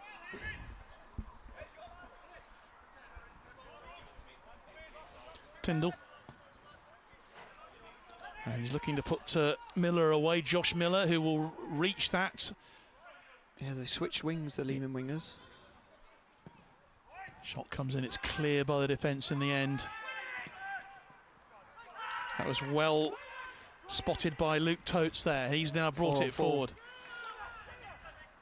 Oh, Brilliant defensive work. That is terrific stuff. Yeah, he's done really well. Yeah, great work from Jack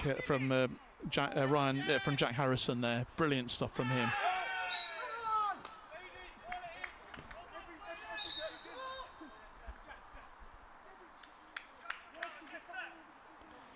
Well, just for talking to, I think. Yeah. Obviously desperate to get his side back into the game. But he did so well. Some great defensive work there, wasn't it? And rather spoiled in the end. Really calm and composed under pressure. Yeah. And it's really only when you see that sort of situation you realise how much it means to these players to win this RAF Cup, win the Keith Christie Trophy.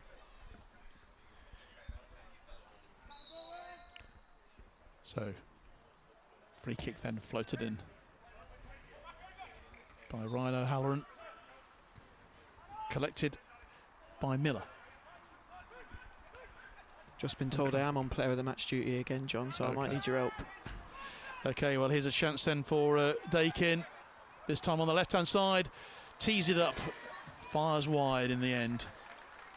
Interesting how they switched wings, because he was getting a lot of joy, wasn't he, down that right-hand side? He switched to the left.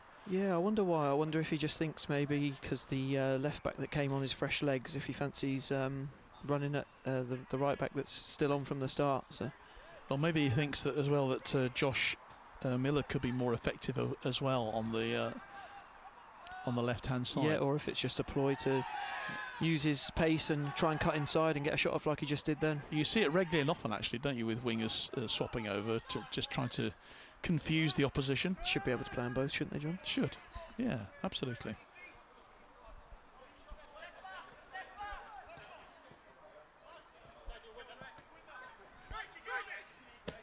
Taken again.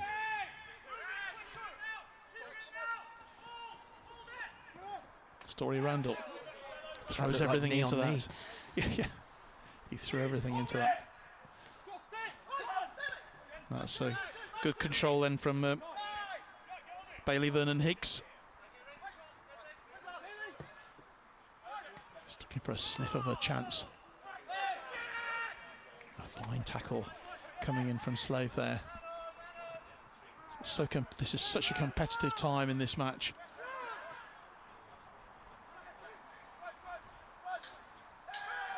Leeming, Randall,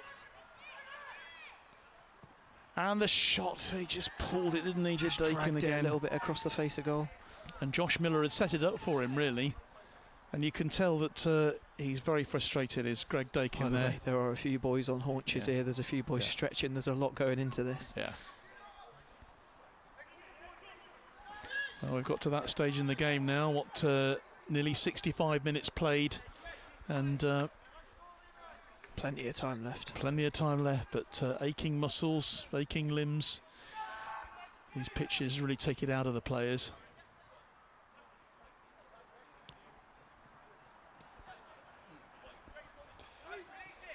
Taken again. This time the overlap on this left-hand side. Wesley Bartrup. As Cranswick charges through. Cleared away in the end by Michael Lynch.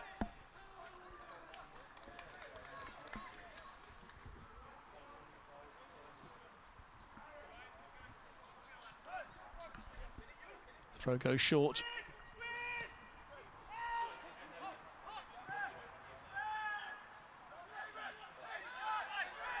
The referee's letting a lot go. Miller was looking for a foul There's there. no quarter being given or asked in some of these tackles, and the referee's quite happy to just let it flow. And Dan Tyndall has got to be careful. He's really like a viper at the moment.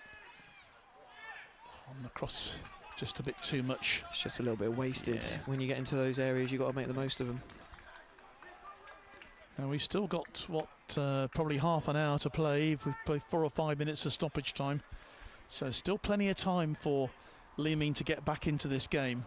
Remember, if it finished at 2-2 or level, we will go straight to a penalty shootout, which we don't really want. Don't we? Well, I'm not really into penalty shootouts when the guys have put so much effort into the 90 minutes. Well, I personally would love one.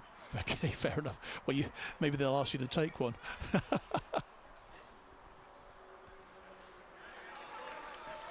3-3, please. Okay. Throw then to Leeming. Trailing by 2-1 in this 2026 Cup Final. Here's Tyndall, still going. Looking for the 1-2. He just tried a little flick when I think he could have held it up, Bailey.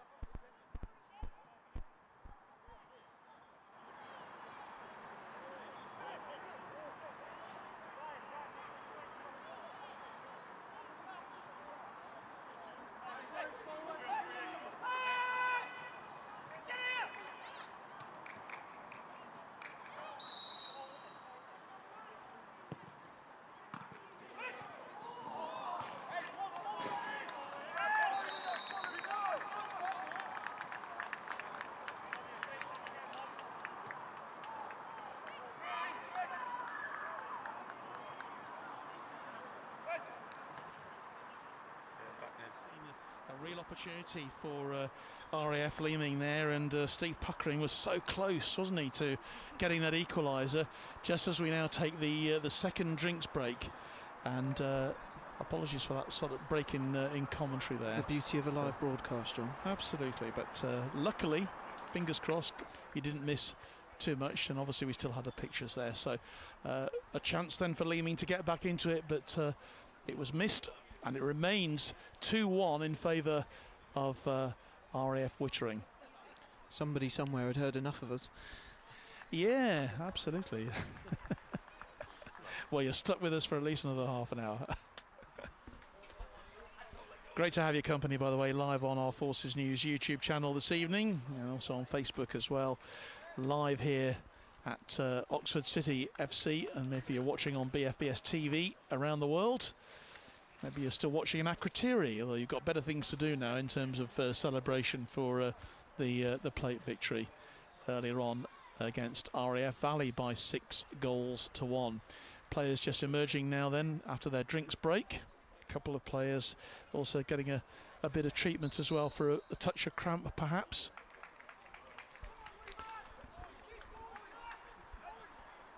one last opportunity for the managers to get their messages across while they've got all the players. Exactly.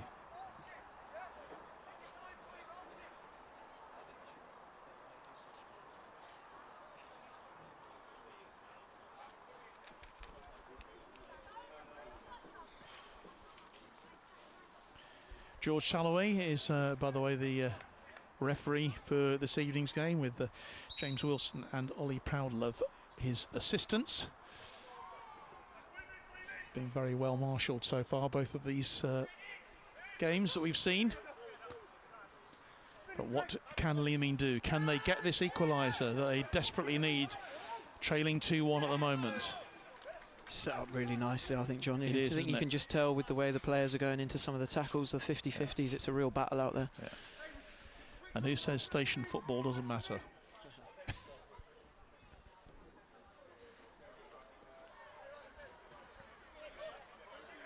So Slade then takes the throw. Hooked forward by Harrison.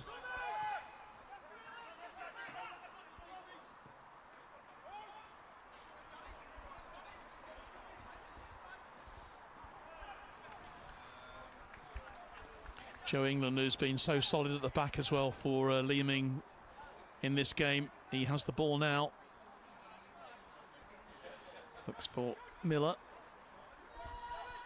And here's Tyndall. And Cranswick. Tyndall again. Long ball forward, aiming for Miller. Can he reach it? That will be cleared away for a throw.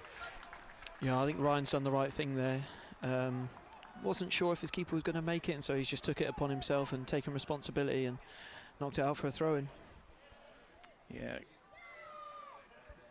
Good work from Ryan O'Halloran. Again, has been an absolute rock, hasn't he, at the back for Wittering. Yeah, such an aggressive defender. He loves defending. He takes pride in defending. Shot runs into a wall of yellow and black. What do they call themselves? The Wasps? Here's Tyndall again. Slipped over. He's hurt his ankle as well. There's no give in these pitches, is there? He was really going for it. He's really hurt himself, I think. The referee's going to have to stop play. And that's such a shame. Dan Tyndall went down there really quickly. And he's been, I mean, talk about Wasps. He has been stinging around, hasn't he? I wondered how you're going to fit that in. Yeah, he has been really big in and committed in all the tackles that he's been put in. He's a wholehearted player.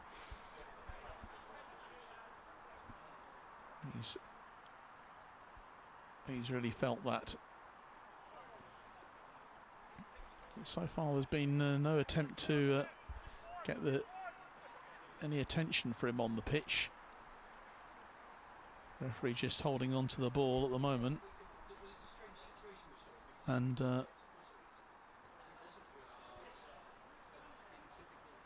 Luke Cranswick just wandering over. He needs a bit of support, really. It's not good.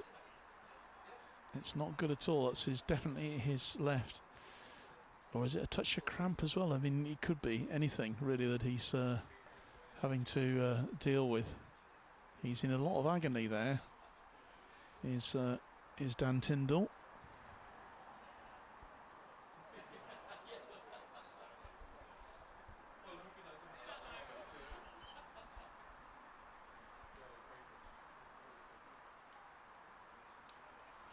Just teammates pulling him to his feet. He's a sort of player who would not want to go off even if he'd lost a leg, wouldn't he, Ashley? I'm sure he'll be back on and trying to run it off. If it is cramp, he won't want to go off for that. He certainly went down heavily in that challenge. He's now being he's receiving some more attention then off the pitch. We'll keep an eye on that for you as the play goes on. Another injury for Leeming that they really wouldn't have wanted while they're trying to get back into the game.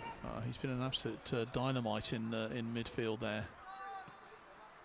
It's a shame for Leeming, having lost such an important player as George McCowie in the first half. But they're plugging away and they're still going for it. This 2-1 lead that Wittering have. Those 2 goals right at the end of the first half, which changed the course of the game, which was, in terms of possession, really was Leeming's first half. But that's football, isn't it? It's what matters in the goals department that counts the most. Wittering lays it forward, goes out to Miller. Back inside to Cranswick again. They're playing nice football, Leeming, and they're keeping it, but I wonder when they go a little bit more direct. Well, they're going to need to before too long. We've only got, what, 14 and a half minutes left, plus whatever stoppage time is played. They'll be keeping one eye on the clock. Pleased to say from Leeming's point of view that Dan Tyndall is back on the pitch again. He's still hobbling though, and I'm not quite sure he can continue, but he's going to do the best he can. Shot comes in, great save from the keeper.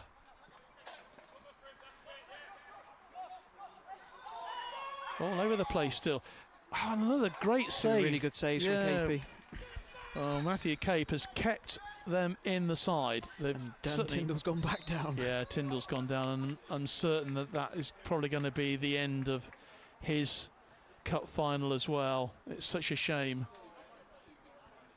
But 2 great saves there from Matthew Cape. We're on the long distance one, and then the second when it was Slave, I think, who was going in the number 2 right in there from very close range. So it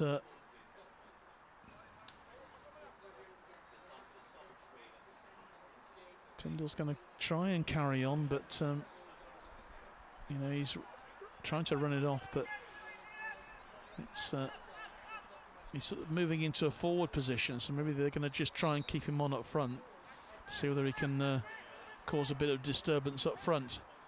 I think his hard running for the ball is over as Puckering plays that one forward. It's dealt with though by the amazing Ryan O'Halloran, who has been an absolute monster at the back for RAF Wittering in this final.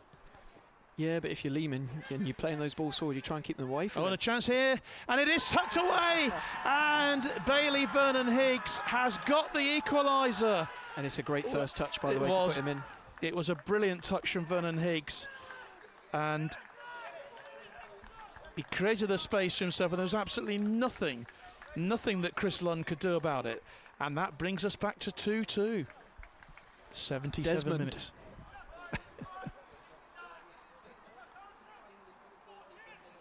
Well, it's taken 77 minutes for RAF Leeming to get themselves back into this, but it was a good through ball, touched on, but great control, really brilliant control. Yeah, it's his touch back inside, so it just opens up the whole goal for him, and then it really was. He just has the small matter of slotting it to either side of the keeper. It was a good finish, indeed, and so Leeming are back in it again. Bailey Vernon Higgs with the goal.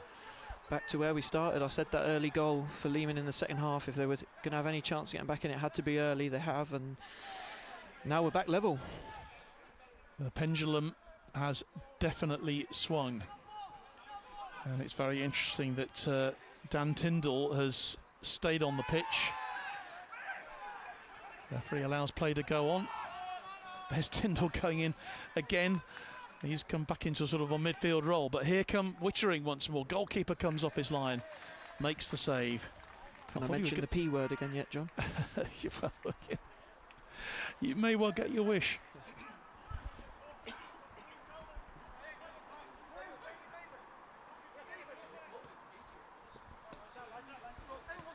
Bartrup. I don't think the chances are finished there. There's still plenty of time left in this game. I see both sides getting at least 1 or 2 more chances.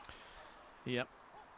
I think there's still more goals in this in normal time. Luke Cranswick is growing into the game as well, by the way. He's seen a lot more of the ball, so it's no surprise that Leeming have got back into the game.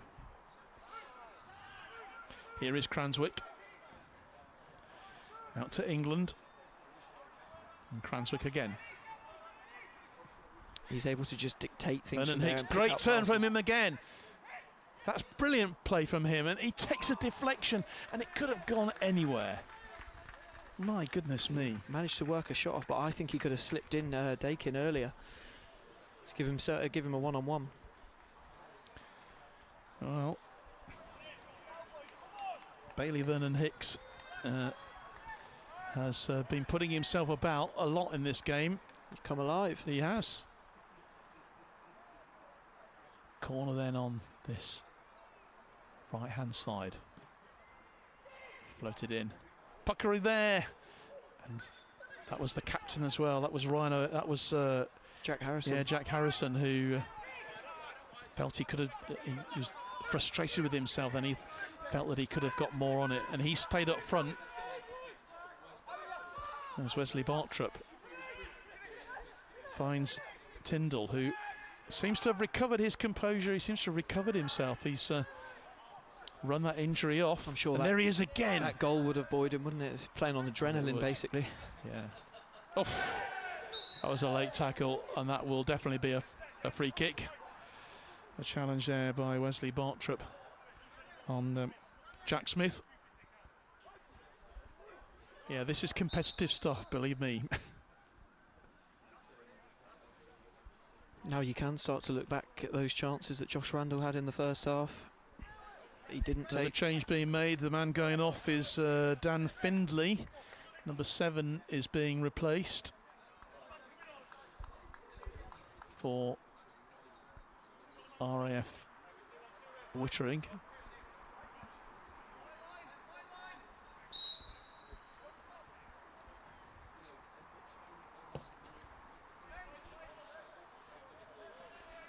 And the man who's come on is Harry Nicholas, wearing number 10.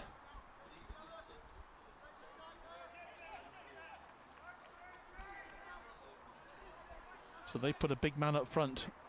They're obviously going to rely on that sort of football to try and get them ahead again. A 2-0 lead has been surrendered by RAF Wittering, and again, you look back at Josh Story-Randall, those 2 chances that he had in the first half. He's chasing after it again now. And Josh will know himself that he would have wanted to do better with both of them. It's a corner kick, though, to Wittering. It's their first corner. In fact, I think of the whole game.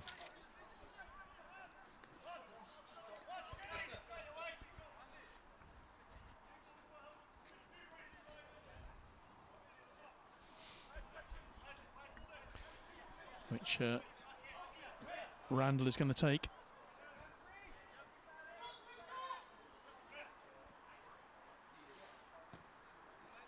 Floated in towards the back post. Goalkeeper goes up, makes the save. There's a melee of players, and eventually it is collected by Matthew Cape, who has made 2 terrific saves in the second half. And here come Leeming again. Oh, and a chance missed. And penalty. It's a penalty. It was a late challenge. Well, Greg Dakin was going for it. And really good early distribution from Cape, by the way, to start with. Yeah. So Cape from saver to creator, and so Leeming have a penalty here. You wanted a penalty shootout, didn't you? You're going to get a penalty, but you're definitely going to get a penalty. I'll take 1 in normal time. Well, it was a really good effort. Goalkeeper came off his line. And I think he is a little bit unlucky because he's in the act of almost like trying to save. Problem is the keeper didn't get the ball. I know. There was he made no contact with the ball. If he'd actually touched the ball, but he didn't. He came out, and it was very cleverly done by Greg Dakin, because he knew that if he couldn't put it away, he could get a penalty. The letter of the law, I suppose, it is a penalty, isn't it? Well, Greg Dakin is up now on his feet. And it looks to me like it's going to be Michael White who is going to take the penalty. He's got the ball in hand. There's someone else. This is where Joe Spalding would have taken it. It is indeed. Well, Joe watching down in the Falklands.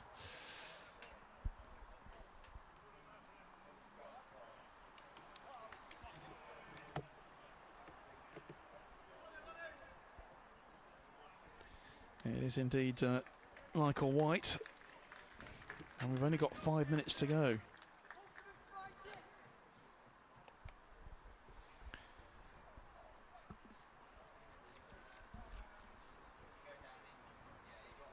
So a chance for Chris Lund to be a hero for RAF Wittering if he can save this penalty. And a chance for Michael White to put Leeming in the box seat. Remember, they were 2-0 down at half-time. They've clawed their way back into this game. A massive credit to them for that. So, penalty taken and scored by Michael White. And that puts RAF Leeming 3-2 ahead. Just stroked it, hasn't he? It's right in the corner. Those sort of penalties, very, very difficult to save unless the goalkeeper guesses correctly. Yeah, it's a good penalty. If the keeper goes the right way and the ball goes in, it's always a good penalty. So, this game turned on its head in the last,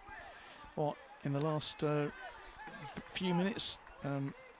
That goal, I think, came in around the 73rd minute for the equaliser. So, in the space of, 10-12 minutes. RAF Leeming have turned this one around. They now lead by 3-2. And we have only 3.5 minutes left of normal time here, plus whatever stoppage time. There'll be at least 2 minutes, obviously, for the drinks break. And there've been a few substitutions and a couple of stoppages. I reckon we could have 6 or 7 minutes of stoppage time here, Phil. Yeah, I think you're right. Plenty of stoppages and still plenty of time for Leeming to get this, to get themselves back in it. They need to pick themselves up. Well, Wittering, of course, are the ones who need to get themselves back into it. Leeming now have that lead by 3-2. And how are they going to play this? Well, you know straight away that Bailey Vernon Hicks taking it into the corner, wins the throw.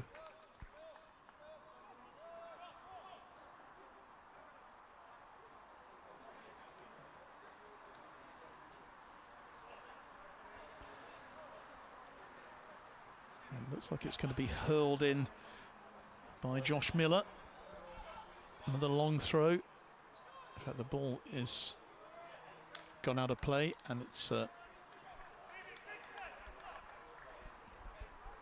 is a throw to Leeming.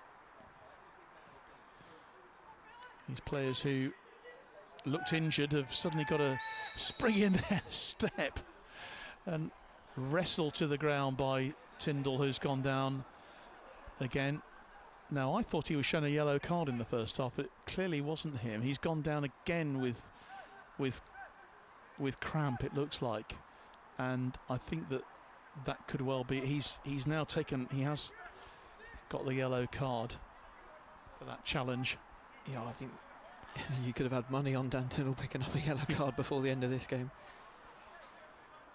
I can't work out if he is actually injured. It's the same area that he was really struggling with. Yeah, I will give before. It's clearly his ankle that's caused issues.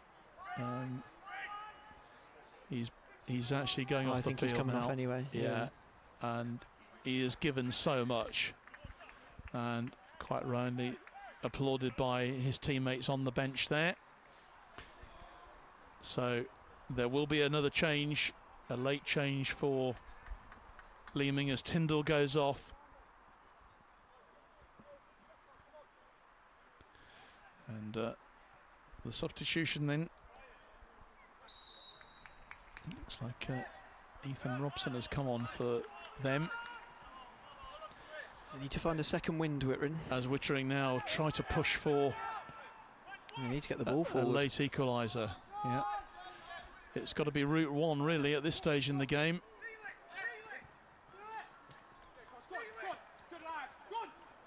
I wonder if we'll see Ryan go up front. That's a good work from Ryan Loughton. Still got it. Still going. Looking to try and get a corner, but in fact it's won well by Leeming. Late challenge there on Vernon Higgs, but he was still going for it. It got the ball forward.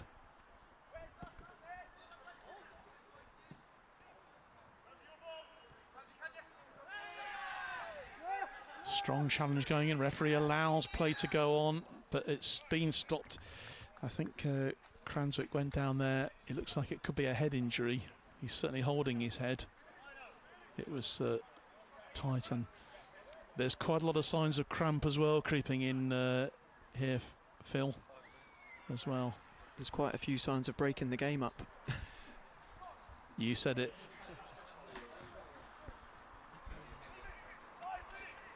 This will certainly suit RAF Leeming, but the referee will add the extra time on, so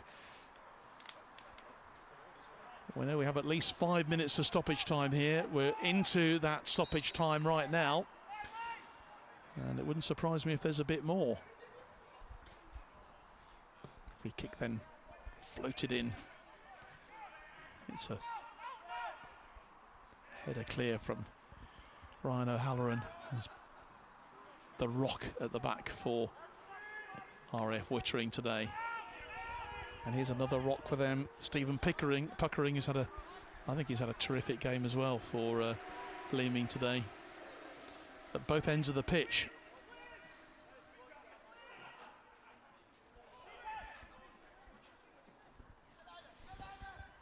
Goalkeeper Matthew Cape.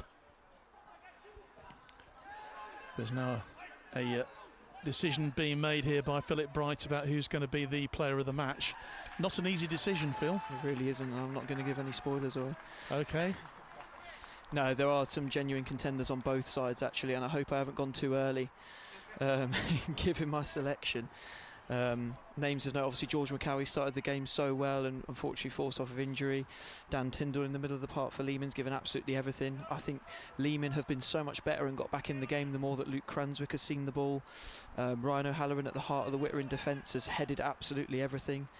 Harry Nichols for his involvement in both goals. Yeah, similar to the plate final, there's a lot of contenders. And Matthew Cape as well, don't write him off either, the Leeming goalkeeper who's made several really important saves. And Chris Lunn in the first half made some really good saves both as well, keepers. actually. Yeah. Maybe you shouldn't hand out a player of the match award. I have given it. So we'll have to wait and see. For those with an eager ear at home, there's a certain player I haven't mentioned. So. Okay, and there's a chance again for Leeming with Ethan Robson, who's come on, but it's picked up by Lunn, and Chris Lunn will get that ball down the pitch as quickly as he can.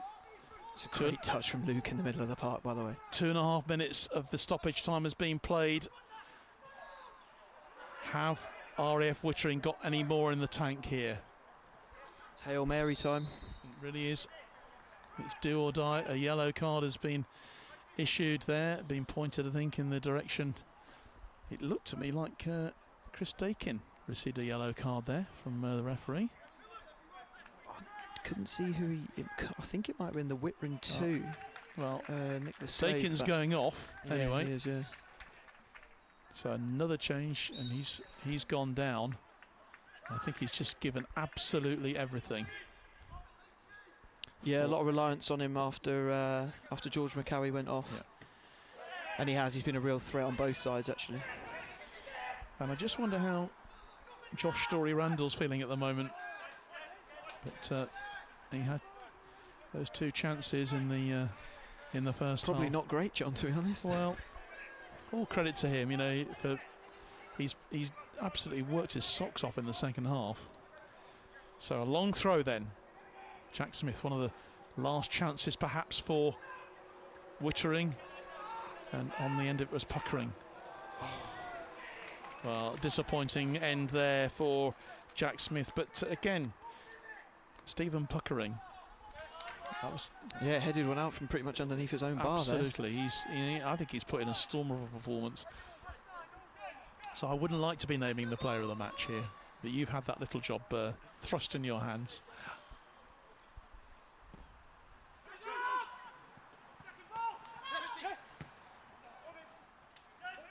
Chases on, the man who's replaced Jeremiah Opoku is on.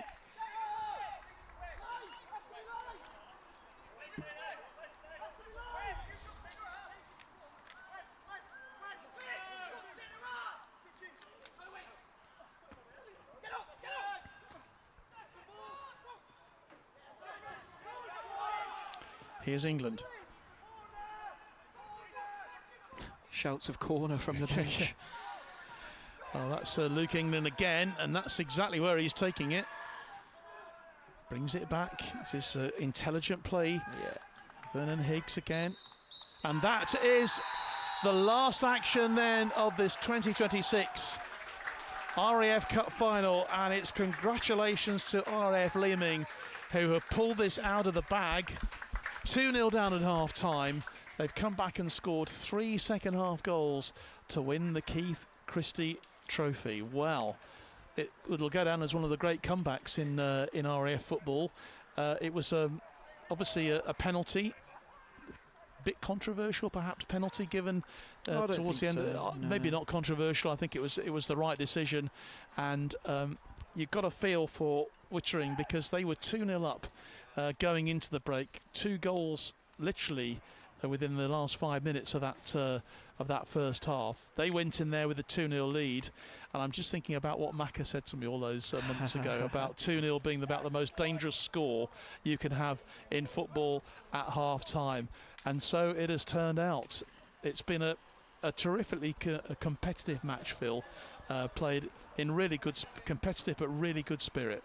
Yeah, I think you've hit the nail on the head, John, and you did in commentary as well at 2-0 when you said the next goal is absolutely vital.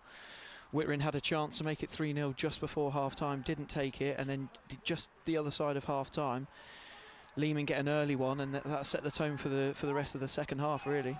Yeah, and Vernon Higgs took his goal really well to level it before that penalty from Michael White, and he was really calm and collected, wasn't he? He picked that ball up and he knew that that was down to him, so he picked the ball up and he took that penalty, took responsibility. Yeah, he took responsibility. Somebody who's confident, somebody who wants to take it, somebody who can hold their bottle, and he did that. It was a great penalty. Bailey Vernon Higgs' goal as well, his first touch really opened up the rest of the goal and he just had to slot it then. And he did, yeah, a brilliant comeback. I'd be honest, I didn't see it coming. I didn't really think there was any signs. I think a lot of the Leeming chances were from range and things like that. But well, the player of the match is now being you can now reveal to us the player of the match as well, Phil. Yeah, so obviously not customary to select a player from the losing side, so I had to wait until the comeback was complete. But I thought at the centre of defence for Leeming, the skipper, number 5, Jack Harrison, I thought he was outstanding, even at 1-0 down or at 2-0 down. Yeah. He was there back defending. You could really see him trying to get his side back into the game. I think he headed everything, really composed on the ball as well.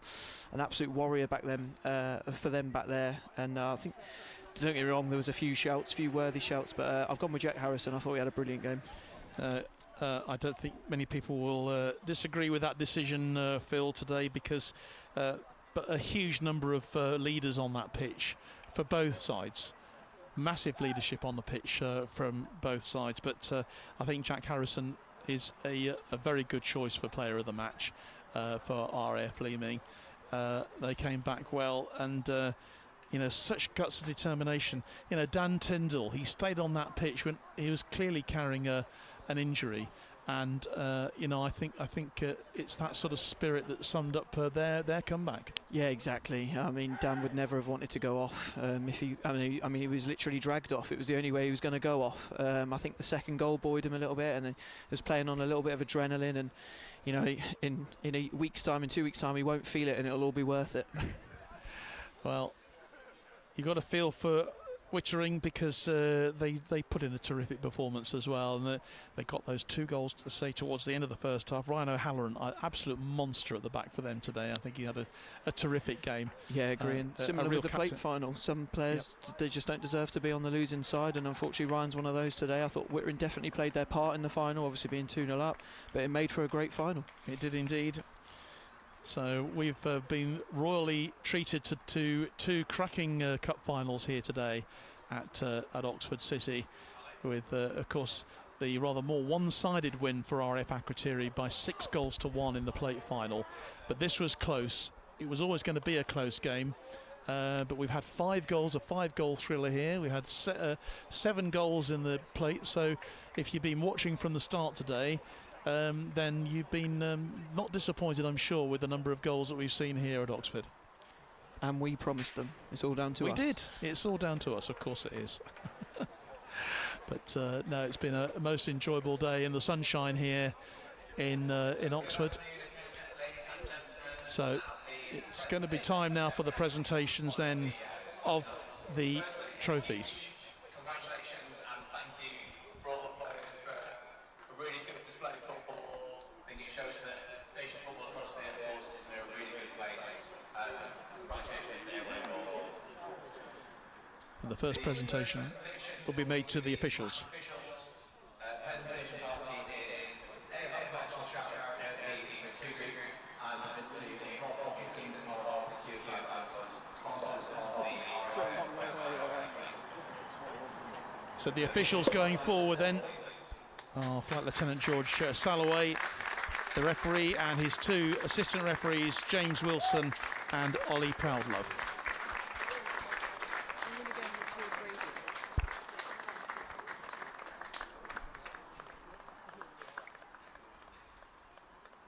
Yeah, I said it after the plate game. I was like, you don't want to talk about the refs throughout it, and I thought we had a good performance. Yeah, it's always a difficult game, isn't it, to officiate? You know.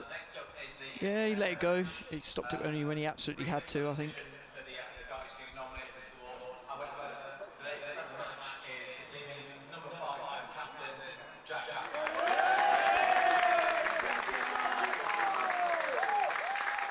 Talk about wearing your heart on your sleeve.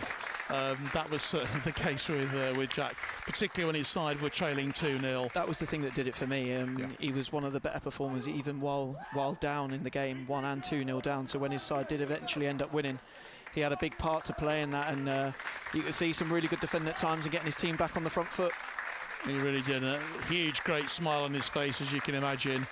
Because he owes me a beer. He's turned that around. He really has. He's turned that one around. So.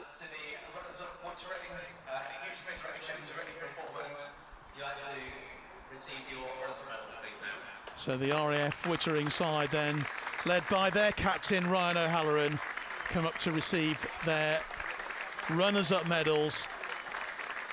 Obviously deflated, as you would expect, but they have given their all in a really exciting final. Yeah, it's a tough place to be when you've been 2-0 up in a final and end up on the losing side. But like I said, there were some really good individual performances in there, and they really made it the final that it was. They certainly did. Just receiving their medals now. That's Danny Findlay receiving his, followed by Harry Nichols and goalkeeper Chris Lunn, who kept them in the game with some very important saves. I thought he had a really good game, John. Particularly in the first half. And again, Michael Lynch, a bit of a linchpin in their defence today. None of these players have given anything but 100%. That's Tom Kearney just receiving his, and Joe McGowan as well, with Emmanuel Apandu and Sam Boateng. And a final word for Nicholas Slav with his youngster there, as they receive their losers medals, their runners-up medals. We won't call them losers medals, we'll call them runners-up medals, because it's been a long, hard campaign, isn't it, Phil, in this RAF Challenge Cup this year? Yeah, it takes a lot to get to an RAF Cup final, and obviously it takes that one step further to go all the way, so they can be proud of reaching a final. I think they've had a really good run. They've beaten some big sides on the way as well, and just fell short on the day, unfortunately. Yes, it's always a shame. There has to be a loser. Time now for the winners to receive their winners' medals.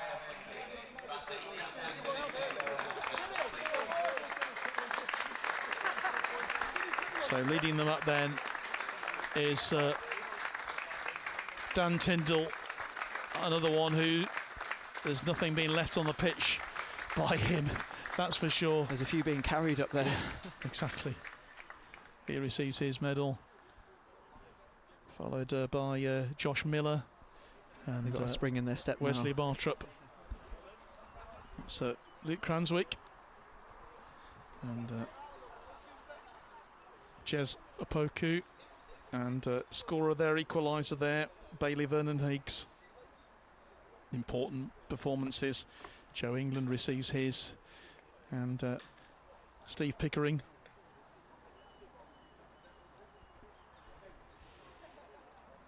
Ethan Robson. And George McCowie there, who's obviously struggling and hobbling, but he'll be pleased he ended up on the winning side. Yeah, really unfortunate for George. He would have loved to have played a bigger part in it, I'm sure. But yeah, it won't matter now. He's in the winning side. So Jack Harrison then will now prepare to receive the Keith Christie Trophy. Proud day then for RAF Leeming, who of course, as we know, were beaten finalists in the plate competition last season. How things can turn around. Football goes through spells, John, you know that. So, well, and of course, with as with all the service teams, it just depends on who you've got available. People are busy with their commitments, as we know, and individual players can turn these teams into winners. So here we go. As Jack Harrison lifts high the Keith Christie Trophy. And Keith, I know, will be really proud of the way this competition has developed. 10 years since that trophy was presented in his memory. It's a happy time for RAF Leeming. So congratulations to them. It's commiserations to RAF Wittering. And Phil, thanks so much indeed for you joining us today, not for one, but for 2 games. I have to pay you a double fee for that. We haven't spoke about money yet, John. No, I will do that off microphone. But anyway, just want to say a big thank you to you for joining us. And it's been a great day here in the sunshine here at Oxford City FC. But from me, John Knight, and all the team here, and indeed all our team back at our headquarters, it's thanks so much for joining us. Join us again for a lot more football. With the next is the Army Cup Final, which is going to be next Tuesday down at Winchester City FC. But from all of us here, it's a very good night.